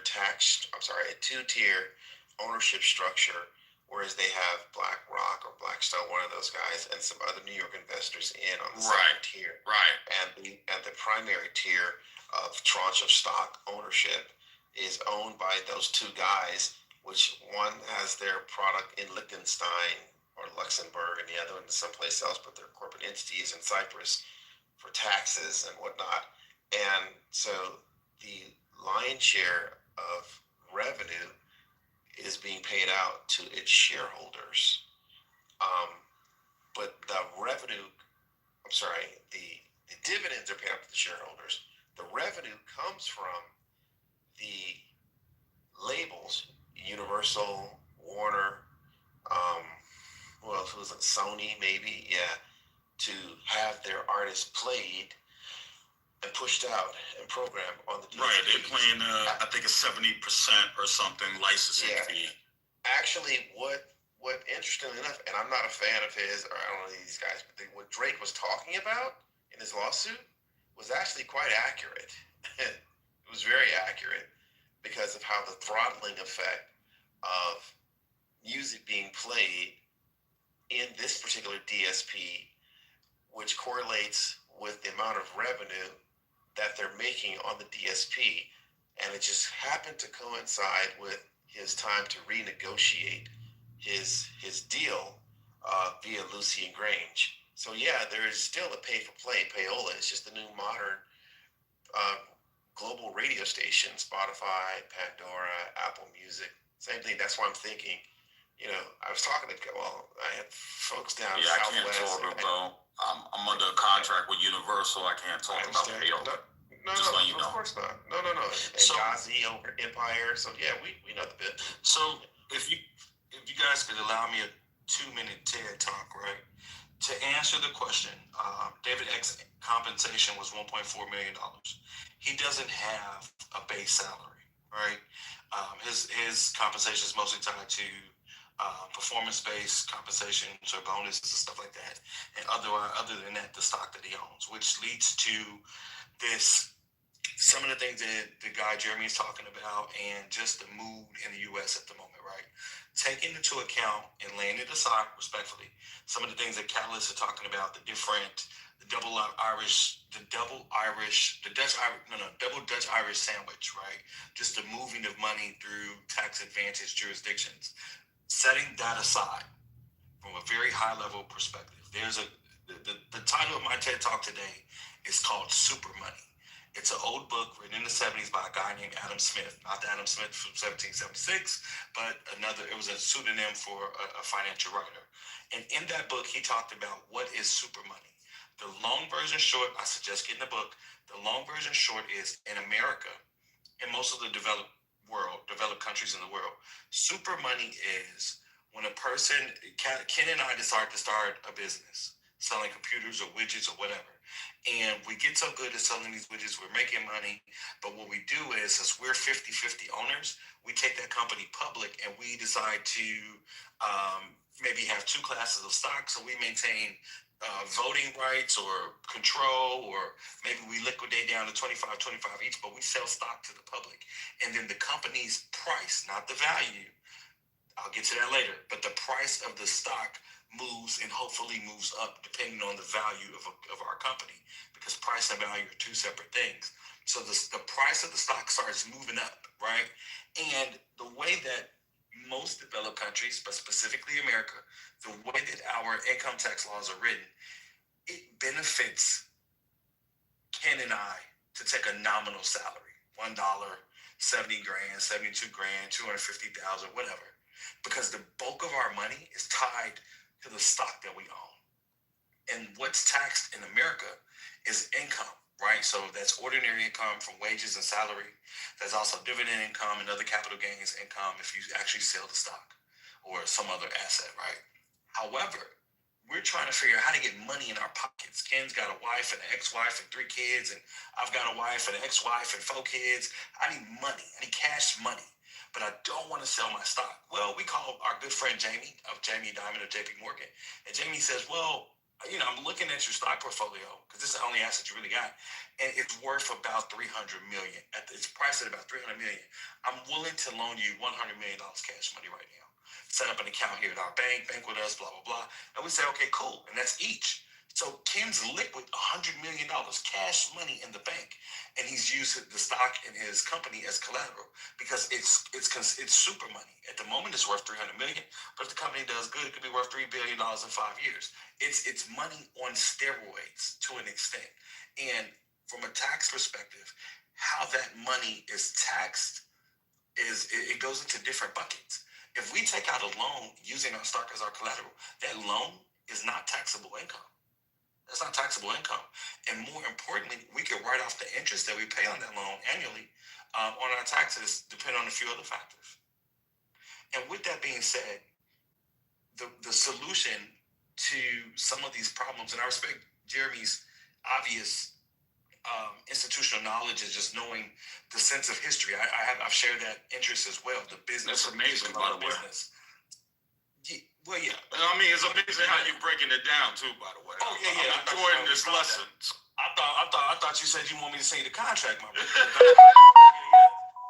So what ends up happening is that a lot of these companies, some things are going to exist. White folk. I don't mean the offense. White folk been stealing black folk stuff forever. They've always thought of us as property. That's how they initially interacted with us in this country, and they will always probably continue to think of that. This is what it is. So what a lot of standout artists throughout the years have done is they figured out how to use these tools for my benefit, right? And how to use these same types of principles in other ways. You've got Rihanna with Fenty, you've got Kylie Jenner with cosmetics, you've got Jay-Z with an assortment of things, even Puff Daddy, before I'm old, I still call him Puff Daddy, my bad. Puff Daddy with an assortment. They've realized that, hey, the money ain't really in the music. Jay-Z has a quote unquote notional net worth of $2-3 billion. But if you look at his records, as best as Zach Greenberg can give him at Forbes, he only makes about 70 to 75 million from music. The reason is because he has a wide array of portfolios. So the game in America and most developed countries has been to own an income-producing asset that the price of it varies via the stock market or bonds, but probably stocks because bonds are for old ladies. So that's super money, not just a dollar, but a dollar whose price changes based on some other variable that you can't control. And the way a lot of wealthy people, their income is split is not much ordinary income. It's usually capital gains, or they'll get loans against the assets the income producing assets that they own, namely the stock in the companies that they founded. And so eventually, like Elon, they have to liquidate. This is in the term used to be called they're asset rich but cash poor. Yeah, I got a $200,000 house. That don't mean I got $200,000 in the bank. Yeah, I own stock of $300 million. That don't mean I got $300 million in the bank. In order for me to get the cash, I got to sell the stock, but I don't want to sell the stock. But these banks are willing to loan you money against it, so that's what they do. And it happens every day, Monday through Friday. As long as a man answers a phone, honestly, that can happen. And so the solution, and I'm winding down, forgive me, I'm Baptist. The solution for a lot of this, and the music, specific to the music business, is by artists, for artists. Something like a co-op. Because human beings will always be incentivized to do what's good for them. Human beings will always be incentivized to be ambitious. And so telling a CEO who makes $92 million a year in compensation, hey, don't take as much money, it's like, who are you talking to? Fuck you. Like, why would I not take as much money? That doesn't make sense, right? However, if you had a cooperative of some sort, a label, a publishing arm, and things like that Ken and Miki and Catalyst and I developed, and we all own a quarter of it. We said we're all going to take a $72,000 salary, and that's capped for 10 years, no matter how much we make. And then whoever comes on as additional owners or investors, will pay them dividends. Right? I mean, if you structure it that way, that's the only way towards. Let me rephrase. That's the best way to achieve equality through equity. That's my TED Talk. Yeah. So Musk did the exact same thing because he had money already coming in from Solar City, and money left over from PayPal that he used, and then he got the contracts with SpaceX from the government, and he took that and he bought Tesla. And when he got Tesla, I think he said, give me my money and pay me in shares, equities, not cash. And at the time, I think this stock was on like $6 a share, something like that. So he got millions of shares. And then when he decided to go and acquire Twitter, he used a bank to borrow against his equities as collateral at $6, whatever the strike price was, and to go and buy that asset, Twitter. And then as the value of the shares increased, he made it like a bandit. And what you're saying about with the Rob about the IP play, we're looking at a scenario like that ourselves, taking a lot of our IP and collateral and using it as a via entity to collateralize, and then take money from that entity as a debt instrument to acquire other assets. And as the value of that collateral increases, we just pay down it from the value of it increasing, and yet we always own and control the asset and pay zero taxes on from capital from the lender. And then grocery taxes, your car, whatever. But that's all. Those are all leases. So yeah, it's a good game to play if you can get in it, right, and stay in it, right. You mentioned PE firms, right? PE firms are really good at like if you want to go from bullshit analyst, junior, senior analyst to junior partner. You figure out a way for your PE firm to get into a company, and I'm thinking, and I've just used a fictionalized version, but it is based on true stories. Think for those of you that have watched it, think of Wall Street, the movie Wall Street that came out in the 80s. You want to get into Blue Star, which is an airline. You come out of the PE firm, their goal is to come out of little money and get as much money. And so you find out what does the company own, and they use the company that they're trying to buy. They use that company's assets as collateral for the loan to buy the fucking company. And then they get there and they find out what do they own. Well, we got the pensions overfunded. Okay, well, give me that. We're gonna turn them into 401ks. We're gonna take that fucking money. What they got in the bank? Okay, they got a little, 6 months over expenditures in the bank. Okay, give me that. Let's knock it down to 3. They talk to the accountants. What can I get away with? Well, by law, you have to maintain at least 3 months of expenditures upcoming. Okay, well, it's 6, so give me them fucking 3. And then they give themselves a special dividend. This is why people think PE firms run companies into the ground, because their goal is to suck out the cash. And then exit in 3 to 5 years, hopefully taking it public because of what? Super money. If I can take it public, the notional value of the stock options I bought at $6 a share, I go public for $32 a share. The market likes it. We gave a great road show, and now it's fucking $52 a share at the end of the year. I'm sitting pretty. Rob, there's buy at 6, sell at 52. They do this. There's a former Bear Stearns guy who was courting me as a broker for about 8 months, trying to do a deal with us. I shared a little bit of it with Mickey, and he kept trying to put our assets into a trig bag with his PE machinations. Of course, we didn't do it. And he said something really crazy. I think I told Mickey this. He says, let's create a fund, collateralizing it with your assets. I'm going to be a GP in your fund also, but I'm going to be a silent partner. I'm like, dude, you're smoking crack. Or you think I am. Or I am. I'm like, yeah, that's just so ridiculous. I said, your goal is to go out and get debt, not equity capital. And if we're interest only, and we give him a fixed price, and he got 100 basis points to do the deal, and he kept trying to put us into a fund. And being from Silicon Valley, we understood that this is not our first rodeo. I've already had a couple software exits, so I was like, no, we're owning all this right here. But he just fought and fought and fought, and finally he had a contract, and his contract ended. Guys hit me 3 times since the ending of his contract, trying to cry river, trying to get back in the door. I'm like, dude, go watch Sinners. You don't let the devil in willingly. It has to ask to come in. What I've had to learn about these deals, and it's not necessarily my strength. It is a strong suit of mine, but for a very limited period of time, and not always the length of time that it should be. And that is to learn how to really, really bullshit, right? And that is, I would have had him take me to dinner. I promise you, take me to dinner, buy me nice drinks. Of course, I like top shelf liquor and shit, and I like nice steaks, right? Like, pitch me. But I already know that the fucking answer is going to be no. And it's his fault for being a fucking schmuck for not saying that this is a bullshit meeting. I mean, like, you are begging me and willing to throw everything at me, and I can read the term sheet, fucking half sleep and hungover, and you're getting points on the deal. You're talking in circles. You're the GP, but you're a silent partner. That's contradictory.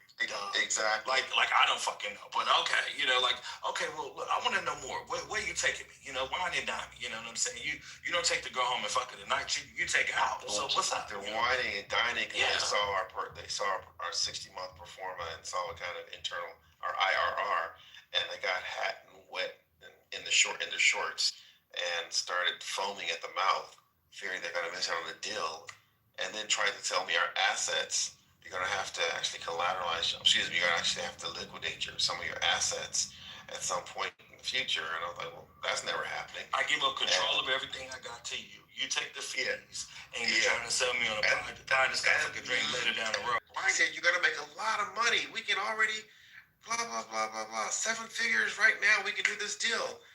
But you can buy your asset back. And I was like, why would I buy back something? So now I'm in the sale lease back, and I'm paying you to do a sale lease. So exactly, straight back. Here's my thing. Here's my thing, and I think she might be asleep, ironically, but she probably would agree with this, right?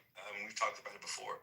You have to have a sense of history, and I guess Jeremy got off of here, but some of the things he was saying, like way out left, right? But there is very much value in having a sense of history, whatever business you're in, and business as overall.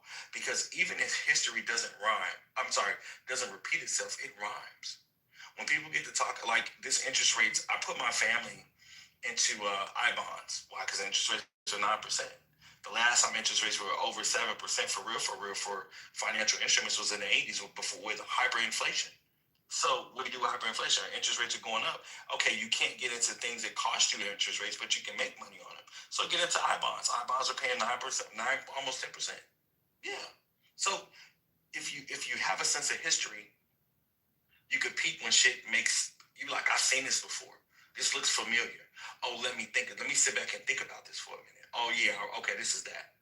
Yeah. So stuff. Listen, if an individual is involved in a business, they would benefit from having a sense of business history. And I don't necessarily mean a degree, although I have one, but you can become a voracious reader. You know what I'm saying? And acquire that knowledge. And it's the same thing for the music business. You mentioned some things about Drake's lawsuit. I haven't read the case shepherded yet, but am I surprised? No. All I heard you say was the man is coming up for a contract renewal, contract negotiation, and the people is fucking with the numbers. Oh yeah, that makes sense. Yeah, they do that shit. That's all that happened. That ain't nothing new. That's all it was about, bro. That ain't nothing new. Do I like who I think won the beef? Kendrick, hands down. Everybody knows that, right? Anybody. Ray Charles knows that. He blind. Yeah, but I'm fucking with OBO all day. I don't know. I'm fucking with the boy. It was his birthday yesterday. I'm fucking with the boy. That's what we doing over. And I will say this, and I'll yield to you guys. I love business. That's how I ended up just learning about the music business, the business of music, right? I can't believe I'm doing this. Damon Dash. I got a cousin who's a music producer who knows Dame. He's like, yo, I don't know why people saying all of this, about him. Like, I've been in his compound. He got this, he got that. Who out the band? Yeah, well, I'm a paralegal, and I read his bankruptcy filing, and he says he doesn't have any of that. Why did he file in Florida and he lives in California? What business does he have in Florida? What gives him a nexus in Florida? All right. But he told the federal bankruptcy court in Florida, he doesn't have those assets. He keeps hauling his family off. Exactly. He keeps hauling his family off his shit. Because I've worked with wealthy individuals, I know what a family office is. And I can assure you, his shit ain't set up like Room 5600, which is a Rockefeller Brothers fund. It ain't set up like that. So that makes me believe that a bankruptcy trustee is very likely going to say he's committed fraudulent transfers. For those that don't know, a fraudulent transfer is a transfer of an asset out of your name to something or somewhere else within 2 years prior to filing a bankruptcy petition. The trustee will say you did that in anticipation that you were going to file bankruptcy, and they're going to get an order from the judge reversing that. So what does that mean? You think you got credit cards and this and the third, you got property taxes coming up due, you're going to transfer your house to your adult son's name or your older mother's name, right? The bankruptcy court is going to get a judge and have that all reversed back.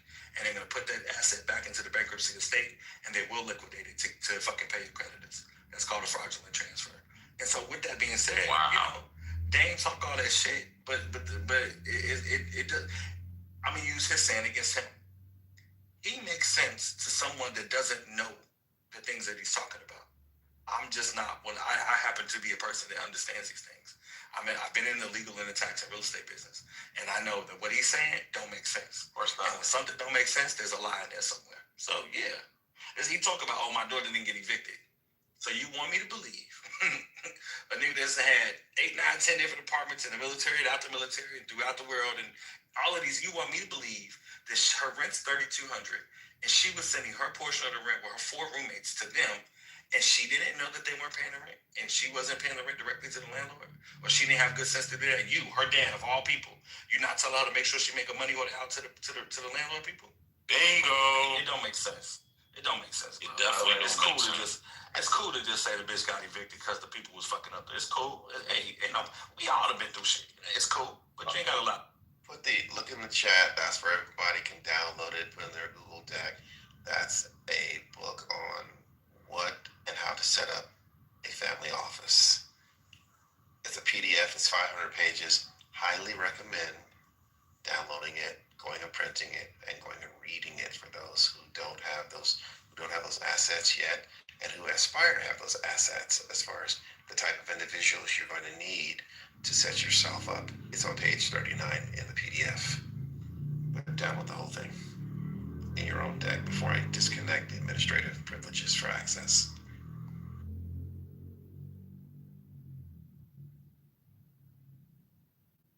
All right, giving them the game. Appreciate it.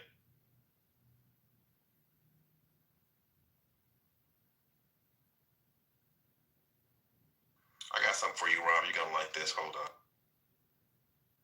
Well, and I enjoy talking to all of y'all great people. One thing I will say about the publishing situation, right? Just giving y'all a heads up. I see a lot of people going back to doing admin deals. Maybe because they don't want to handle all the legwork, but the full-blown publishing deals, a lot of people are getting out of those deals.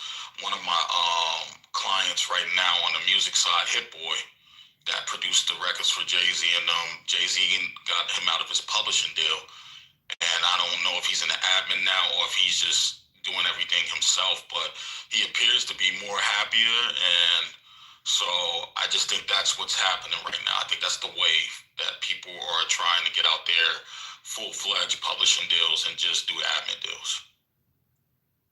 So take a look at that. This is something when I first started our companies, we set up. I'm not a CPA or an attorney. It's just how we move.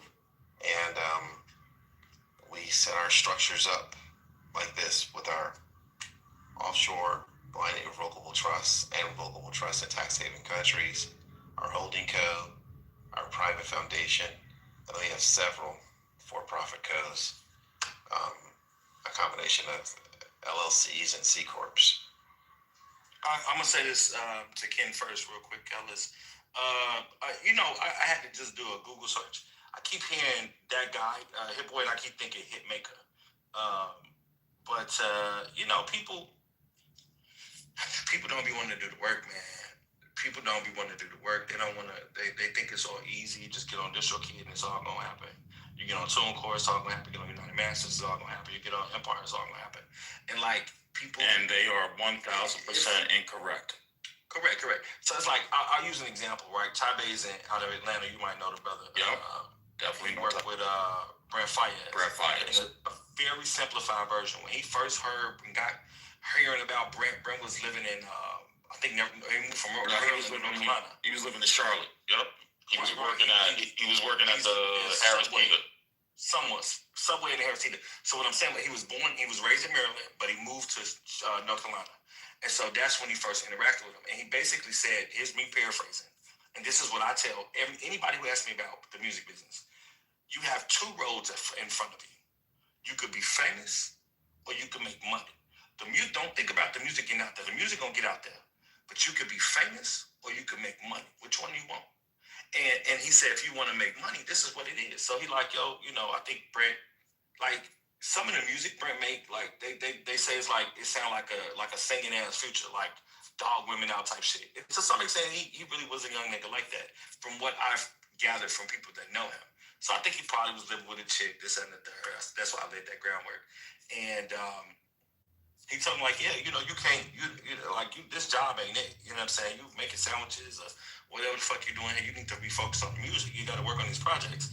And so the longer version short, I keep saying that, y'all forgive me. I grew up Baptist. You know, he chose to make the money.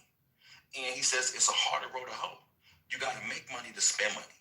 You know what I'm saying? You got to spend money to make money. It's a virtuous cycle of that. And you own the shit that you keep. You keep the owning. You know what I'm saying? Whether or not that's the masters, the songwriter, and the publisher, you get to keep owning it. And this is the route forward. This is a better route, especially when you want to make money. But it's hard. You know what I'm saying? And it costs money. I'm remembering Brent talked about in an interview how they had to pay 50 grand for I think a photo shoot or some project overseas or Hawaii or something with a beach. And he's like, yeah, we had to spend that bread. You know, and that's the road before a lot of enterprising musicians. It sounds cool to say stay independent or all that things like that. Even Nipsey Hussle. You listen to the stories that Nip and other people affiliated with Nip talk about. You know, they tell you about how it costs bread. And they'll tell you like they had a janky landlord, built a studio, spent all that money on that studio and that. And next thing you know, they evicted and the landlord lost the building, this and the third. What can you do? So shit, they had to get it going. So they had to go spend another 20, 30, 40, 50 grand to build a new studio. Now, you know, somebody might say, well, you could just go rent a studio. He did what worked for him, you know, and it takes money to make that money if you want to stay independent. You know, even Russ, you know, you look, it's different ways. You know what I'm saying? A lot of Russ, older music, older projects. He's the songwriter, he's the producer, he's the instrumentalist, he's the vocalist, he's the artist. Russ did it all. So he eating good. So that's why his shit come up I still make $160,000 a month off my old catalogs. And that's why he can cut a deal with Atlantic like he want. And because why would you worry about it? I make $160,000 a month. I used to be poor with no money.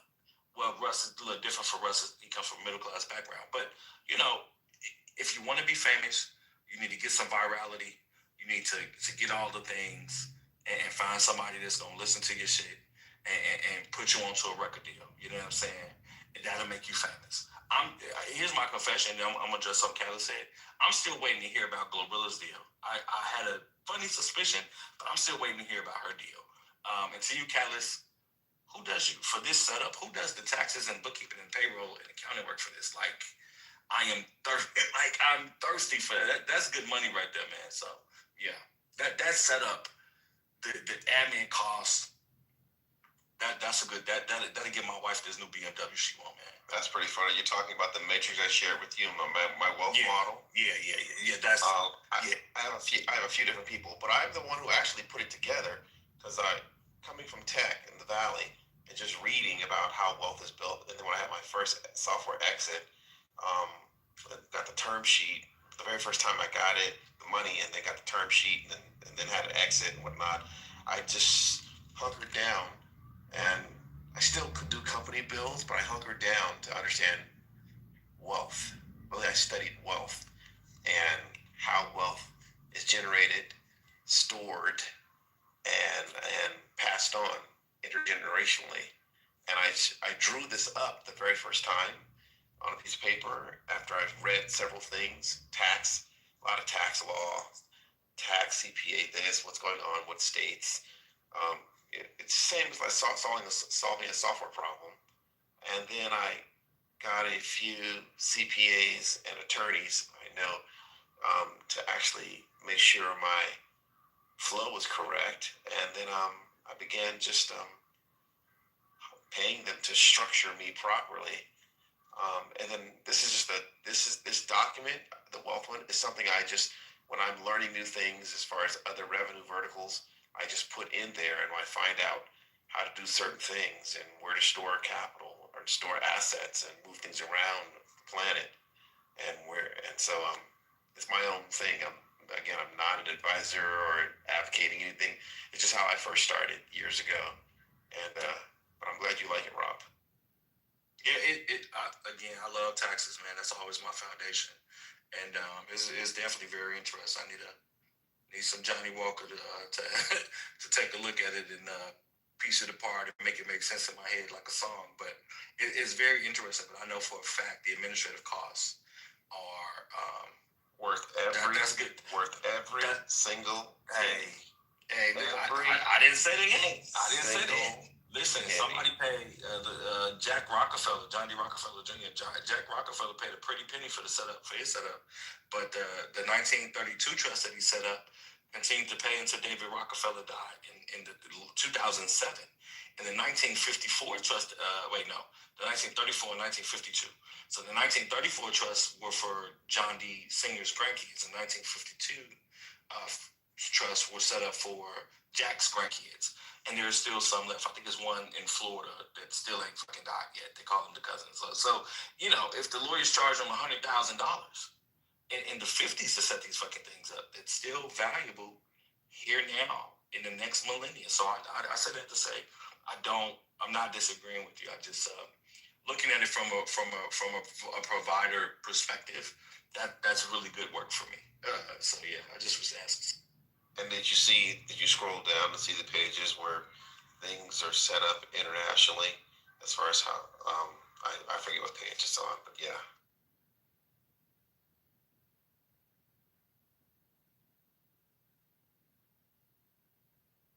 Yep. I'm sorry, I had to get back to that because I'm reading it now. And this man, listen, you own the something. I'll tell you that. All I did was I still run my tech company, my media co, and I said, let me spend a third of my time studying wealth, how to set things up for my grandchildren that are alive, but ultimately when I'm going off the scene for when they get married. And so the assets continuously stay in the trust in perpetuity, and are accessible via the holding co visa with the administrators of the family office. We start with a single family office and multi-family office in different countries. But just forward legacy thinking and planning and making sure we control our own assets in perpetuity and license them.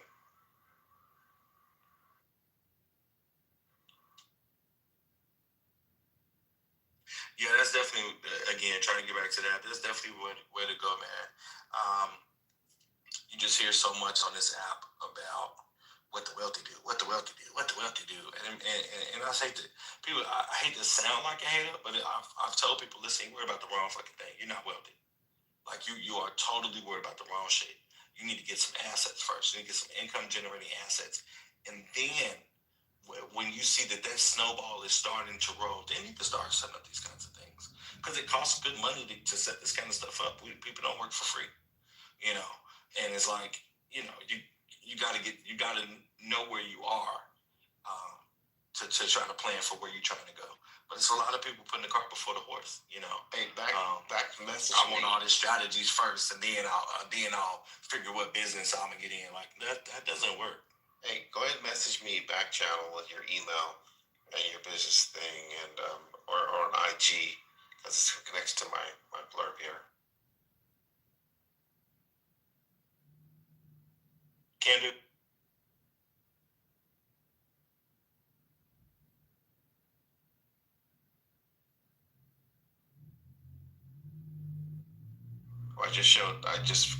I heard about Tidra Mosley and how she and her sister set up their own situation, their own publishing co, and her sister goes out and gets that money, and so she'll get 100% on the publishing side and 100% on the writer side, so 200%, and still probably using Universal. I don't know if she has what kind of deal she has over there, if it's for an imprint situation, but yeah.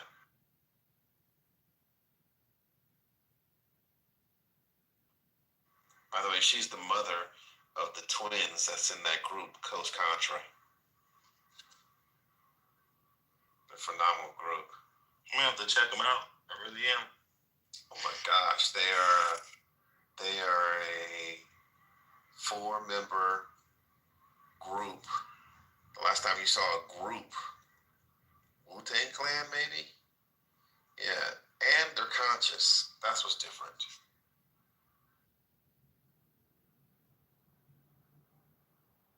There's a question in the chat. Thanks, Dr. Jen. Again, there's a question in chat about spendthrift trust for asset protection. What are your thoughts?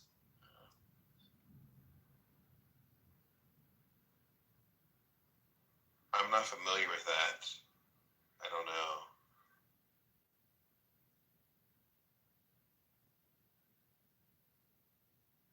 Sorry, I tried to get back to the app. So, yeah, in my experience, there's for asset protection, there's different types of trust.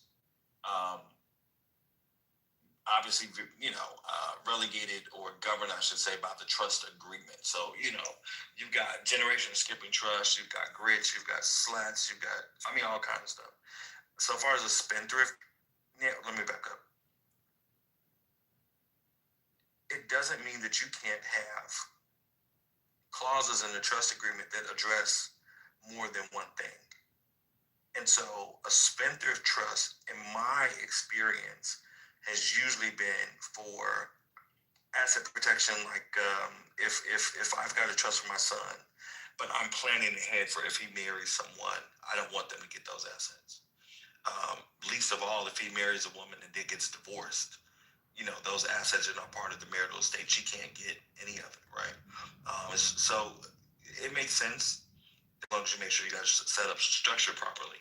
I know that is such a fucking cliche on this app and other social media platforms. So what I mean by that is very likely hiring an attorney to either prepare those documents or review them for you to make sure that lots of different points are covered, especially if there's something specific you're trying to do, right? Maybe it's not a child, maybe it's a grandchild. Maybe it's things of your own assets that you're trying to protect. And then there's, again, you have to keep in mind for that fraudulent transfer, that's not just applicable to, fraudulent transfer isn't just applicable to bankruptcy, but it is definitely applicable to the whole debt and credit space, if I could put it that way. So, if you're planning ahead with enough time frame, it definitely makes sense. It's going to always be an irrevocable trust. So, because revocable means the grantor or testator, but the person setting up the trust still owns it, still has control over it. But irrevocable means that that person doesn't. Depending on what state law governs trust. So there's different states that have different rules. I'll give you an example. Just look at Rupert Murdoch and his children and the trust that he has set up and what they're going through with Succession. No pun intended, because the TV show Succession is largely based off the Murdochs, but in Nevada. And for a long, this is the second lawsuit, I believe. They can't break them trusts. They can't. Some states have it where you can but you can change an irrevocable trust if you get the permission and approval of all beneficiaries. So it varies by state, but depending on what you're trying to do, obviously you could hire a third party like a paralegal like myself or some service online or whatever the case may be, and have an attorney review it, or you can hire an attorney to prepare those documents and execute them for you regardless. So those are just my thoughts.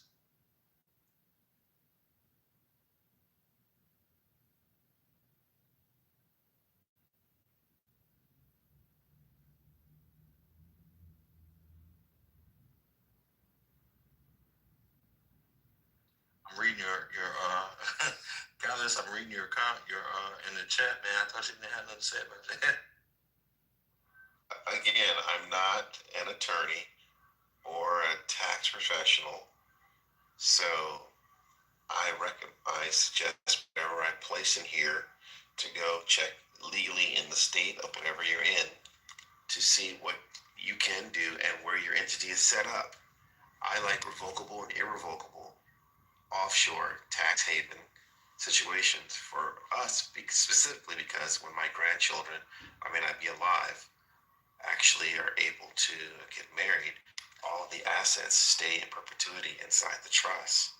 And then and so in the event that one or someone gets divorced, the dissolution of that marriage, whatever assets they were getting partly a dividend, whatever spouse is leaving, they have no access or the children to take or empty the trust. AKA it's not part of the marital estate.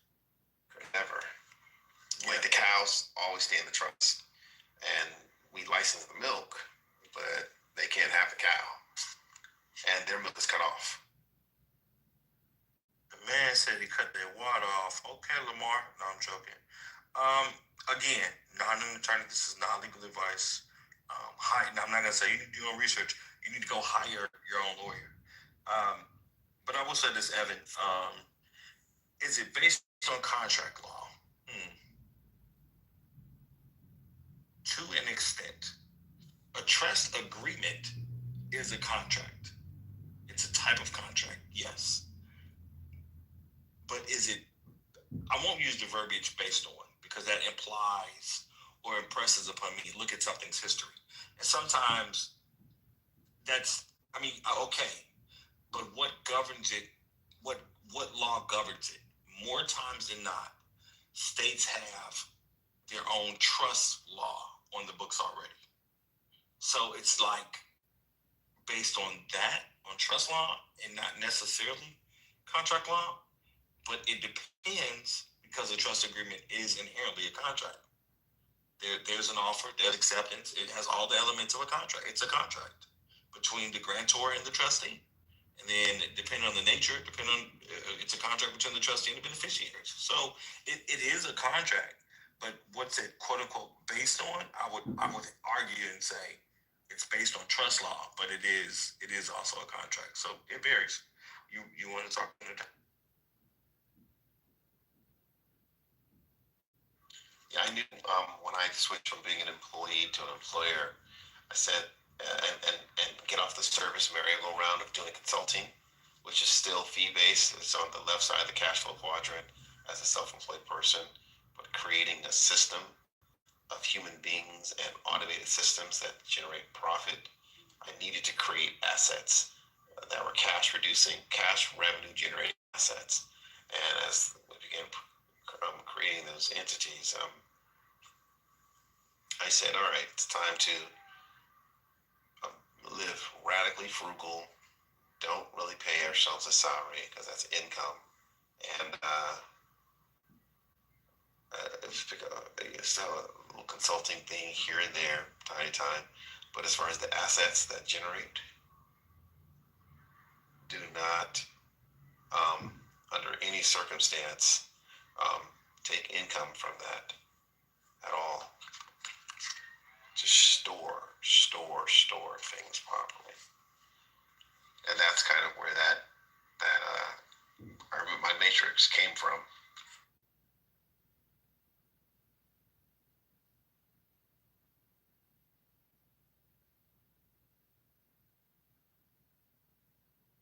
Yeah, that matrix is pretty cold, brother. I'm trying to find a way to save a copy. You can. Is it set up? Can you download? If you go to your Google Doc, your Google folder, you should be able to save as into your own folder before I go. Because I'm gonna disconnect my link. Yeah, that's the thing. I'm not on. I don't have Google Docs. It's work related, so I don't have it on my personal phone. That's why. No big deal. I'll figure it out in a minute. Trust me on that.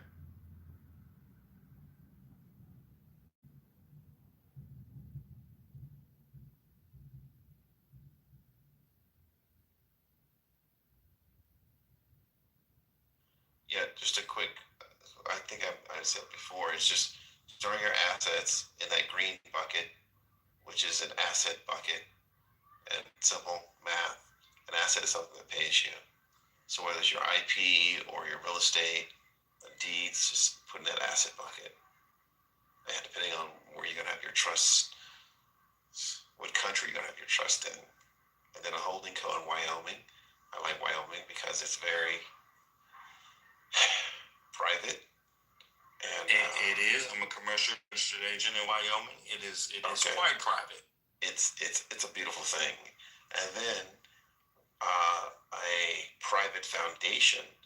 You go look at the Rockefeller or the Ford Foundation, how that's set up, and to get understanding of 95% of their assets stay inside the nonprofit, and they're only responsible for dispensing 5%, and it's a not-for-profit. And then all the for-profit goes in the red bucket. We got a bunch of them. whatever states in the United States or wherever it needs to go. If it's TV, if it's music, if it's software, depending on what's the best bang for the buck of that state. And when a customer places an order or the Red Bucket Company has a concept for that for a customer, it pays a licensing fee to the trust. The trust releases the asset temporarily to the holding co, and the holding co then goes into that marketing commercialization bucket to generate revenue. And as revenue is paid, the accounts receivables come in to the not-for-profit. The not-for-profit entity pays the expenses of the actual company entity, and then pays, if it borrows money, it pays back the lender their whatever negotiated 0 to 10% interest, and the revenue, the money stays in the nonprofit, and the nonprofit begins to purchase assets, land assets, physical assets, and then ultimately transfers and then uses those land assets in whatever capacity it's for, and then transfers ownership back to the trust. And on the right side, when the commercial assets, another entity wants to pay a royalty fee, the royalty is paid in whatever state it is, the proper taxes are paid, and then all the revenue that's generated from that asset, royalty, flows back to the trust. This is how we own the cow and license the milk in perpetuity. That makes sense.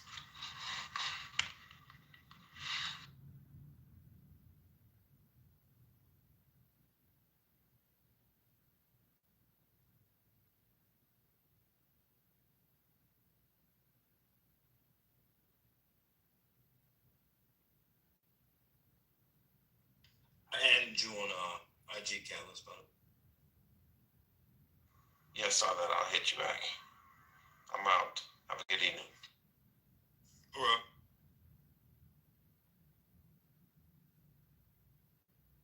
Haitian Sensation, are you there?